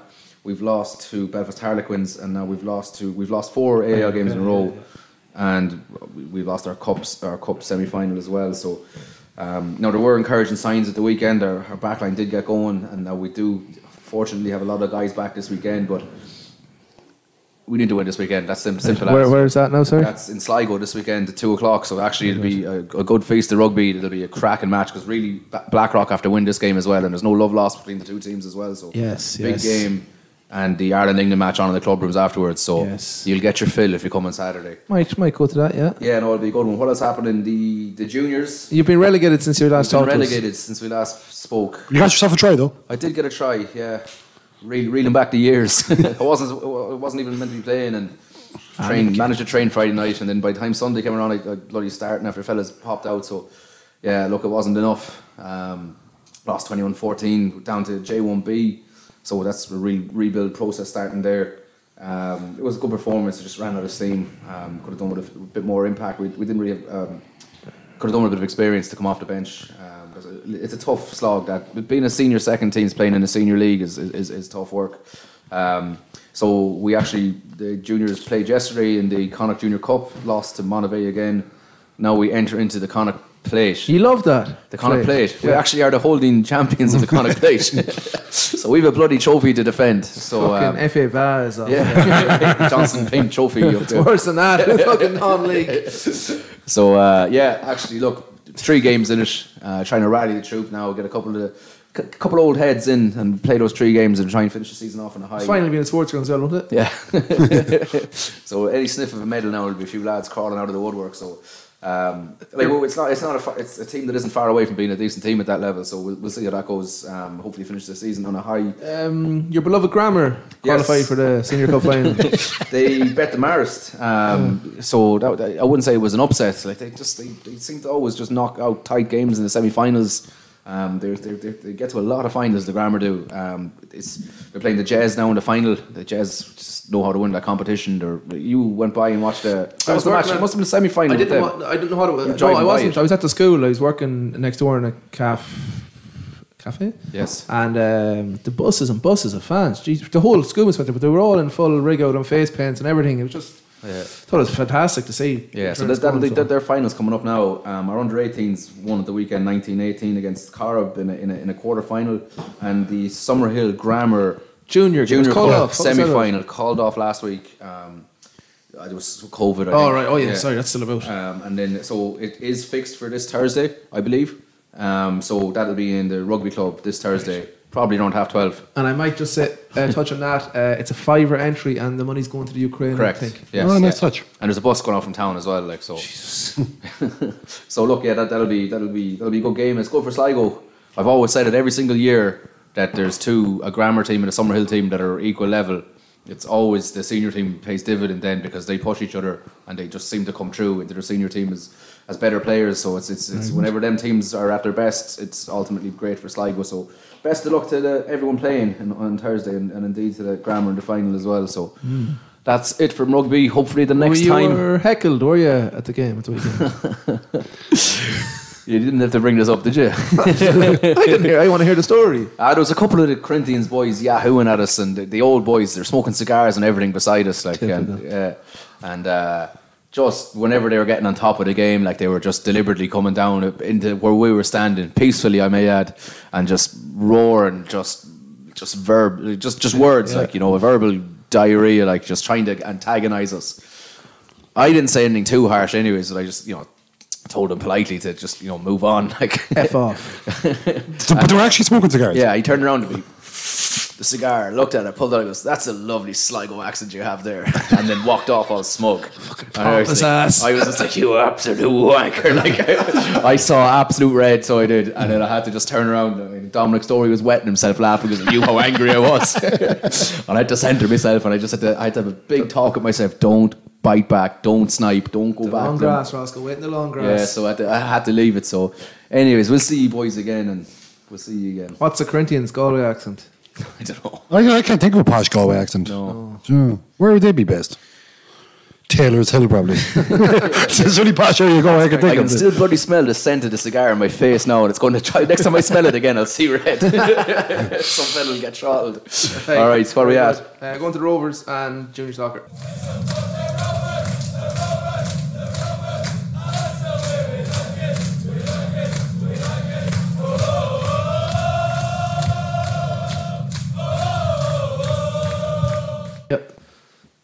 Okay, we're going to start with the Rovers, Murty. You were in. We'll go to Derry first last Monday, I suppose. I suppose 2-0 odds. Yeah, we were. Well, yeah, we were. Well, sorry, by the time we went and had the Pats game the last time we talked, so I suppose good win to after the game was cancelled. Good win to get the season off start. Yeah, I went to Derry on Monday night, was it? Good. It was a good game for the all actually. Derry definitely had the better of the opening half an hour, but they were like I seen them described as like a rope-a-dope boxer where they just punched themselves out after like half an hour. They didn't they were sensational now for the first 25. I thought it was going to be all sorts of scores, but after that, like they didn't really create a whole pile. Rovers probably had the two best chances from 30 minutes to 90 minutes. So, but a good point up there, I think. So that's kind of it is a good point because Derry they're top of the league at the minute actually. Yeah, that's kind of old news. That was last week, but Saturday night in the showgrounds. You were there yourself. I was in the showgrounds Saturday night. Yeah. Probably a fair result, but maybe also could have shaded. We shaded with better team, I would say, definitely. Definitely shaded, all right, yeah. I know the main talk away, I think, coming away from it was the pitch. I think everybody's will have to mention it. I've that written down now in a few minutes. I suppose, the game, there wasn't a whole pile in it, but I did think that we were probably the better of the two. Keane had a few chances on the right hand side of the box, just the second half. That one close, the one he pulled wide. He was unlucky with it, yeah. Yeah, because we were at the far side, so you don't know looking back on it whether it was or not. But Banks was obviously unlucky with the header. Banks very, very unlucky with the header. Yeah. We caused a bit of damage on that right hand side, I thought. Yeah. In the second half, because in the first half, I know there wasn't much joy. We seemed to get stood up a few times on the right hand side and kind of trying to kick the ball off a fella for a corner. And nothing was really happening, but I thought we were definitely the better team. There was a goal man scramble Dundalk had with about 15 minutes left. That was and that was actually Ed ended up making a great save on the ground from it. It was like from ours where we could obviously see because we were on that side of the ground. I thought that was goal. Yeah, no, and it did. There was that scramble, and it was one of them games though that you could have snuck. You also probably could have lost. You know, I thought at a couple of stages in the last 15 minutes, Dundalk just without creating that much power, that scramble, they just looked threatening. Yeah, they looked a bit more of a foothold in the game. I know it was late to get it, but they did look a bit better as it went on. And I suppose the pitch has me. Oh, sorry, you have to first eat your words on Paddy Kirk. Oh, Paddy Kirk had a great game. There's no eating my words here. very good game, didn't he? Yeah, he made that. I think everyone appreciated that tackle on Robbie Benson in the first half. Yes. No, he was solid. Been impressed with the signing so far. That's down here as well. Squad depth, and people were worried about all this and that when Johnny and John Mahon left. Yeah, but I think the signings have really brought a bit of depth to the squad. Well, Nando's had a sensational 3 games since he started. He's been very, very good. Him and Gary Buckley's like a gazelle back there all the time. But the two of them have been exceptional. I like the 2 wingers. I think there's probably a bit more to come from both of them. Keenan's had a good start. Keenan's had a great start. You see, I suppose the problem is that we were worried about goals. We were missing pretty much our front 4 from last year. Yeah. And I think the worry was going to be where the goals come from. Now, Keenan had the first night was exceptional against Pats and didn't see a whole lot of the ball in Derry. Still created one good chance just after half time for himself. And then I thought he was good again on Saturday, again without probably. Well, I'll tell you one thing he does, and it's not criticism from your parts, but he's hunting down lost causes. Lost causes, yeah. Puts himself about. Power and pace. Exactly, I think that the Dog boys got a bit of a hop a few times. They were like, not strolled around the back, but the ball would have knocked us back. Keenan was fucking on top of it, yeah. Done it a few times in the second half. And it just puts them under pressure. And especially with the pitch, whichever side it is, but when it's going against you, if you're putting the ball back to your keeper in that pitch. You couldn't, or 100% anywhere, yeah. And that keeper was very unimpressive, I thought. He couldn't kick the ball. He couldn't kick I doubt he got a kick past the half a line. No, I'm going to give him the benefit of the doubt over the pitch. Okay. Right, let's go to it. It's in bad nick, and it's the talk of the place. It's the talk of the fucking league, I think, at the minute, because Stephen O'Donnell had an awful harsh interview after. Now he's a bit of a fucking anyway. Yeah. Look, it's definitely. I think it's a hindrance to the way Liam Buckley wants to play football for starters. Do you know, other teams can come down and say it's causing them problems, but the way we want to play football, I think it's definitely going to cause problems. I'm not sure what the problem is. I think I told that story about the sand the last time. I don't know if that was the case behind it. Now it will eventually. We're going around as well, sir. There's some with sand. It will eventually come good, but it's going to see more football this year. How is it going to come good? The women are playing there 2:00 on Saturday, and the men are playing on Monday again. Yeah. I know there's all midweek to do stuff with it. Yeah, I don't know. I don't. To be honest with you, sorry, horticulture. Well, I've no horticulture degree myself. But I would assume by the time April and May comes along that it will, you know. But no, there's going to be a lot of games till then. You're right. And it's going to see more football this year than it's ever seen before. So I don't know what's happened in the off-season that it's got like this. Hopefully it can be remedied because, like, there's no backup, like, do you know? No. And I assume you can't keep calling off games on a pitch or the FAI to be coming down. You know, so I don't know. I just hope that, again, like, you know, even if we're going to talk about Monday week against Harps will love coming down to see that pitch. You would know? think so, yeah. And like, if we're going to try and now they've actually signed a few more footballers in fairness from this year, but I think that they'd be a lot happier than us. I think it's just going to hinder the way we want to play as well. And just I don't know what the problem is behind it. I haven't seen a definitive answer of why the pitch is so bad this year compared to other years. I don't think it's been an over harsh winter, but you'd expect on the first night of the season. That was last year's paper you're reading. This is this year's paper. What are you talking about? Father Ted. Harsh winter. But but it's a shame to come out. It is, yeah. Having taught, you know. I think we win that game if the pitch isn't good, Nick. I think so. Yeah. And then Dundalk can say all they want about what they would have done, but you know, it's nonsense. And it's just a shame because it was a huge crowd there. You want to keep these people coming back, and probably, you know, you're really better off if you lost 3-2. You probably have more chance of getting the casual fella than in an all draw, you know? Yeah. It's so, look. But all in all, very encouraging 5 points, I think. Oh, I think it's. Pats Dundalk Derry and 2 of them away. To give a golf analogy, it's definitely an under par start. By a couple under par as well. And I seen someone said it the other night. After the great start, everyone agreed and 100% agreed. But the next game's now where we pick up. We need this is and it's easy. Maybe not as much against Dundalk, but against Pats and Derry, it's different to go on the road than to win try. Games. Yeah, but it's good. These are the games. Expected to maybe get the 3 points instead of sit in and. These are the games. I think I seen Niall Kerning tweet. It'll be the Drogheda, Harps, UCD, and there's one other team, Shelburne. That's 4x4, so that's 16 games against them, is it? 4x4, 16 games. Yeah, so that's 48 40 points. He was looking for maximum return. No, you won't get the 48 now, I'm afraid. No matter how good we are, Niall, we won't get the 48. But they will be the ones that do. Yeah. You know, because I just think, you know, if you definitely, you see, it's a great start. 5 points after 3 is a great start. But all of a sudden, next week, say if we draw, it's 6 points out of 4, and then you're going, well, actually, you know, and then it puts a pressure on the Harps game on the Monday. So a good start can very easily become a not so good start. Do you know? Get a goal against Harps. They will, yeah. Well, we'll see how Drogheda goes first on Friday. I'd be hopeful we'd be good enough to beat them. Flip side, though, 1 goal conceded in 3 games against 7 teams is excellent. Like, excellent. 2 boys. I know, it's like whatever you think about it, it's an excellent start. It's Nando, he's only on loan. He's on loan, yeah, but I think it's a season-long loan. Yeah. So as far I do think it is a season-long loan. He'll go to the World Cup. Are they in the World Cup? Couldn't tell you. New Zealand World Cup. He lived in New Zealand for a year or 2. Are they in Qatar? They were the only undefeated team in the 2010 World Cup. Anyway, that's another story. You get qualified. Big Chris Woods leading. Yeah. Lovely stuff. Nando and Chris Woods. Yeah, sure. Who else Big Winston. But no, definitely, it's a great start, and I think we can look forward to Friday and Monday with optimism. Yeah. Might have touch on something a bit more. The club release statement about unsavoury incidents. A bit of trouble after, yeah. I dealt with it quite well. Yeah, I think so, yeah. And I don't know what happened. I think I'm going back to before the game even, about the release of statement last week about suspending. Oh, yeah. So there has been, a couple of right decision. And then I suppose that's why I was kind of shocked when I did see something happen after the game, after a club coming down tough. Yeah, that shite happened. Yeah, I suppose everybody's seen the video. We've all seen the video, so...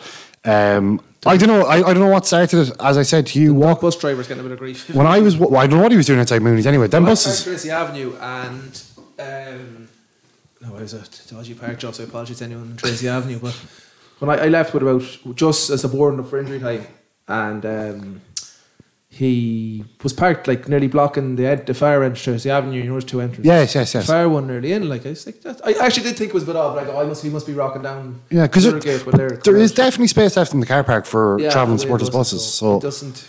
It makes now I think like. Probably no excuse still, but we don't know what. We don't know what really happened. Yeah, but I just walking out of the ground, I would have been turning left to go into town. Coming out of the ground, there was 5 or 6 Dundalk lads.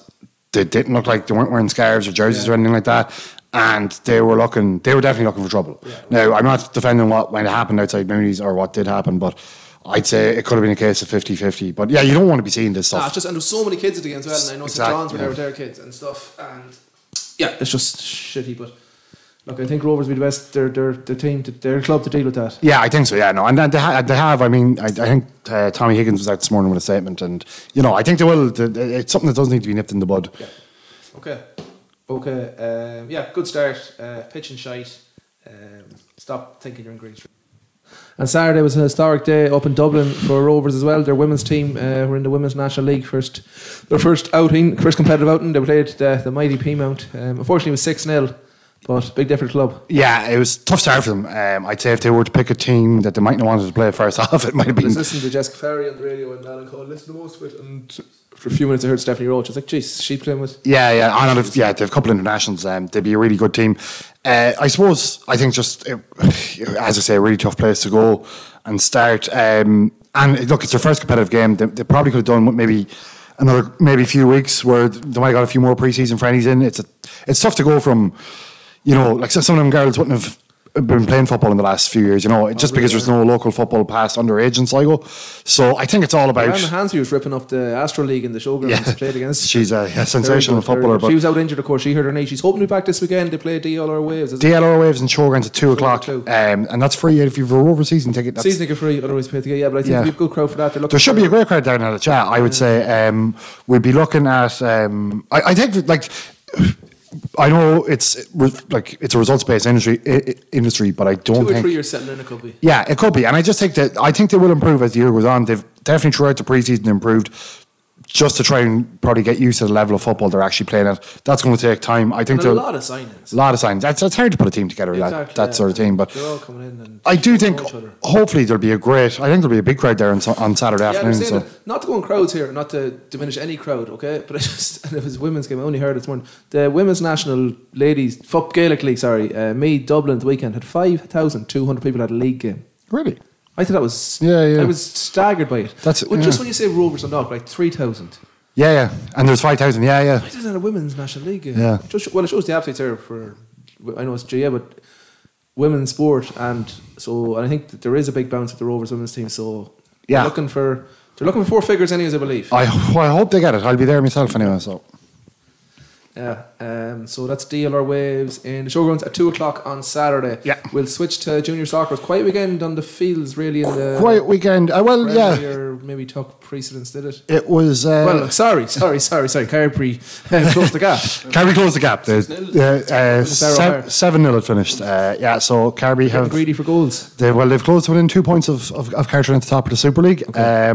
So also in the Super League, Tubber had a huge win out here on Friday against Ballister. 9-2 in the Quarry. 9-2 in the Quarry. And Raf played fuck, I believe. Raf's got, what did he get, 5? I think I heard that. Raf's up to 18 goals in the Super League now. And most of them are recent enough. Yeah. That's what I mean. Yeah, he was definitely missing games at the start of the season. He's your white hope to get your league title. Yeah, I didn't say anything about that today. No, you didn't. No. I'm saying it. I think do Carberry have to play Tubber? I think they do. They do. So an envelope tonight at the live show. There's Carberry do have 3 games to play. We've got 2 left to play. So by this weekend, they're home to Ahana this Sunday. So by this weekend, we'll be level in games. So we'll have a better idea of what goes on. So that was a huge win for Tubber. That actually catapulted them from 2nd from bottom to 5th from bottom. Jeez, Ballister in a bit of trouble, so? No, Ballister just have enough points. They're on 25. I'll just quickly run through the results here. I know time's against us. I have a big Astro game at your second team, MCO, they won 5-3 against Ballymote. That result leaves Ballymote firmly in the mire in second last place. Could use a mire. Carby catapult before that. Carby, as I say, 7-0 winners against Our Harps, and Manor Rangers had a huge 9-2 win against Merville. That will dispel any worries about relegation for the Manor Hamilton men. 7 and 2 9s. There was 2 9-2 games actually. So that's 11, 22, 29. There was 37 goals across 4 games in Super League. Get out to watch a game if you want. Then in the Bananas League, Ben Bulben got a walkover against Valley, 3-0. Trouble there. There was a bit of trouble there. Ballygawley won 3-2 at home to Garchine. Kilglass and Scrone and Killarney played out a 2-2 draw. That's putting a big dent in Killarney's promotion. How many games are Killarney winless now? There must be a long time without a win. There must be 5, 6. So they're still actually in 3rd.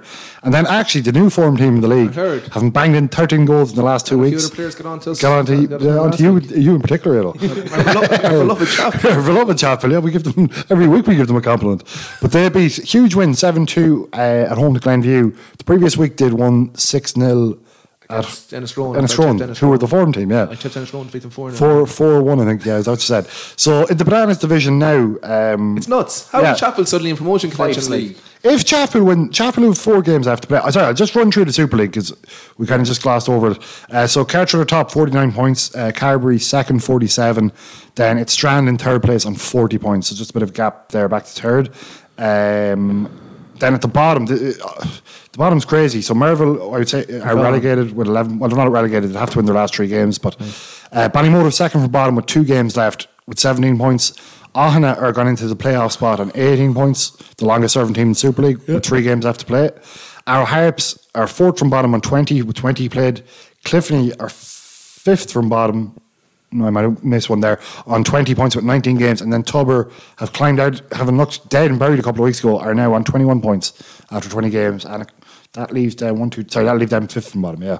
So it's all to play for there at the bottom. In the Bananas League, St John's didn't play last weekend. They're top of the league, 37 points after 19 games. Colliery, 35 points after 18 games. Killarney then are in third on goal difference, 35 points from 19 games as well. Then Enniscrone on 31 points with a game in hand over the top 3. And then Sheffield will come from nowhere on 30 points with 4 games left to play as well. If they win their 4 games, that'll get them to 42 points. I don't think that'll be far away from a promotion spot, possibly. Now, look, it's asking a lot in that division to win 4 in a row. Chapel have been Super League. All to our Chapel listeners, because you clearly listen. Yeah, the Chapel people do listen, yeah. I don't, not in my time watching football anyway. But that'll get them to 42. Well, they're the foreign team. It wouldn't be... They've won 4 of the last 5. Don't seem to want to go up. No. Drawing games and losing games. Yeah, so I think St John's and Corey still have to play each other. They do, I think. So that'll be obviously be a big game.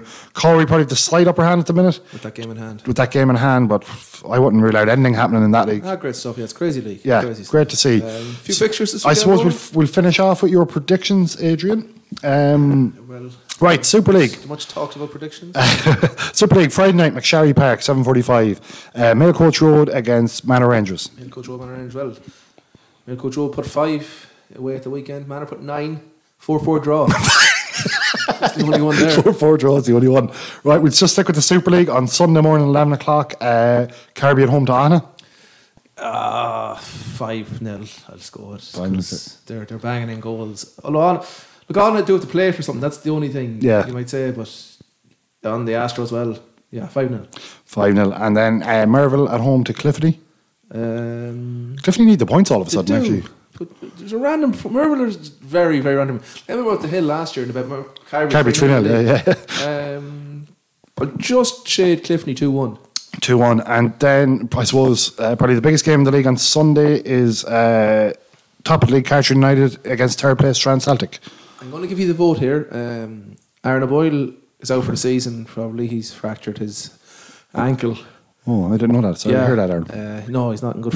He's devastated with it. I didn't hear that. Yeah, against Murty, very innocuous, I believe. Against Murty, jumped for a ball and just landed on his ankle and broke. There's something broke anyways. He's going to the fracture clinic this week, I think. So it was an AstroTurf. They said it was a kind of shitty old Astro, they said, an old one, like no one near him or anything. So, and he'd scored 2 as well. Yeah. So he obviously has a driving force. He's the same from him. He's in top form, so he's out. I think, look, their focus is now probably on the Connacht Cup quarterfinals at Rye a bit. So I just think you'll beat them. We'll go 1-0 tight. 1-0 tight, yeah. Yeah, no, Dylan Martin is there. He's scoring, but yeah, there'll be. I'll still go 1-0. I'll give you the benefit of the doubt. It'll be a tight game, and look forward to it. It should be a good game Sunday. That's 2 o'clock. That's 2 o'clock in McSharry Park. Yeah, 3 officials, the whole lot. Then we go to the Bananas League. Saturday night, Dromahare at home to Glenview. 2-0 Glenview. 2-0 Glenview. Sunday morning at 11 o'clock, Killarney at home to Benbulben. It's funny you should say that. No, Quintany, I can't even think of it. I predicted Benbulben the last time they beat them when they put up the shot for the season. Yeah, they did, yeah. I don't think they'll win in Killarney. I'll go 1-0 Killarney. 1-0 Killarney, right. Second time this season, Killarney have been tipped up, I think. Corey at home to Enniscrone. I think Enniscrone might get a random result there. Collery don't see they're very up and down, even though they're second in the league. 2-2. You could say that about them all, couldn't you? Yeah. Valley Rovers at home to Ballygawley. Valley Rovers didn't field last week. We hope they can field. I'll just go say for the 3-0 Ballygawley there, so they correct it. Don't field it correctly. That'd be a derby, I suppose, wouldn't it, Bally? Yeah, it's out that road. And then finally, our beloved Chaffpool at home to Carricktown. And what could be a big game? they can't be stopped at the minute. They're a juggernaut out that way, up on Naden way, Chapool.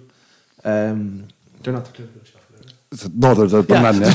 I'm joking, I knew that. Yeah, look, it's all coming up Chapool. 2-0 to Chapool. 2-0 Chapool. And yeah, that rounds up the football between national soccer and junior soccer. Very good. I have to rush off now in a minute, lads, myself. This like SRC Astro League. We've just hit an hour and 50. Jesus. An hour and what? A long time, yeah. 50. So, Murty, thanks for that. You had a question. Oh, yeah, sorry. So we'll get to that. Yeah. Now we'll just discuss our live show for a second, even though we were supposed to come to organise a date today and we didn't. Right. Yeah, two lads were in with a question. Stephen Holm was in with some sort of tip for Cheltenham. Cheltenham is next week. Greatest week of the year. So this is Murty's lock of the week. Yeah, now this isn't any sort of lock of the week, but the lads were looking for some sort of, I don't know, combination. So I'm going to tip up a lucky 15. So that means if you've got one winner, you'll get some sort of money back. So on Paddy's Day, in the Kim Muir frontal assault, Gordon Elliott 92. I heard about that last week at 10s and missed the price on it. I missed it for myself too. Yeah. But anyway, so that's that. In the stairs hurdle on Paddy's Day, what's a Paddy's Day feast here? Classical Dream 4-1, that'll be Willie Mullins. And actually, don't take the price on these things, they'll all be bigger next week. They'll all be a bigger price. Then, same day, Mayor's Novice Hurdle, Party Central, that's Gordon Elliott again, 92. And then finally, on the Gold Cup on the Friday, to nurse your hangover, get out for the settler, Galvin at 7-2 in the Cheltenham Gold Cup. And that's my lucky. So even if you just want to tip about to have a look at four of them, your lucky 15 is €15, $2.50 each way at Cume. All four winners, $3,500. Thanks a million. Boom. So you won't see me for that part the week after. We'll go to New York. I better do that bet now, actually. Very good, lads. A long one. The show is coming. I promise you, it's coming. Me and Ross had a good chat here last Friday. Yeah. We went through calendars and we didn't. We were struggling to get the date. Struggling to figure out undecided, but we are. Don't worry, it's coming. Your tickets are still. We'll put the date out this week on the socials. This week, yeah, 100%. Let's just talk to the boys in Toffs and our guests, and it's coming, lads. That was a long one, but after the shit last week, we have an hour. We're back. We're back with a big one now on the road, and hope you enjoy it. It might be a 2-parter for your walk, or whatever it is, but that's it. Thanks very much. Thanks very much. Right, okay. I'm going back to where the beach is near, the beer is dear, there's plenty of women on the crack. Walking here we are in the final second, the whistle is gone, and Sligo Rovers are the champions. By the riverside, you can watch the tide as it flows. No, I'm being told that Average Joe's does not have enough players and will be forfeiting the championship match. It's a bold strategy, Cotton. Let's see if it pays off for him. Very good, and drive it clean out over the fence. Out in there, he's the corner. In the bookie shop, I done.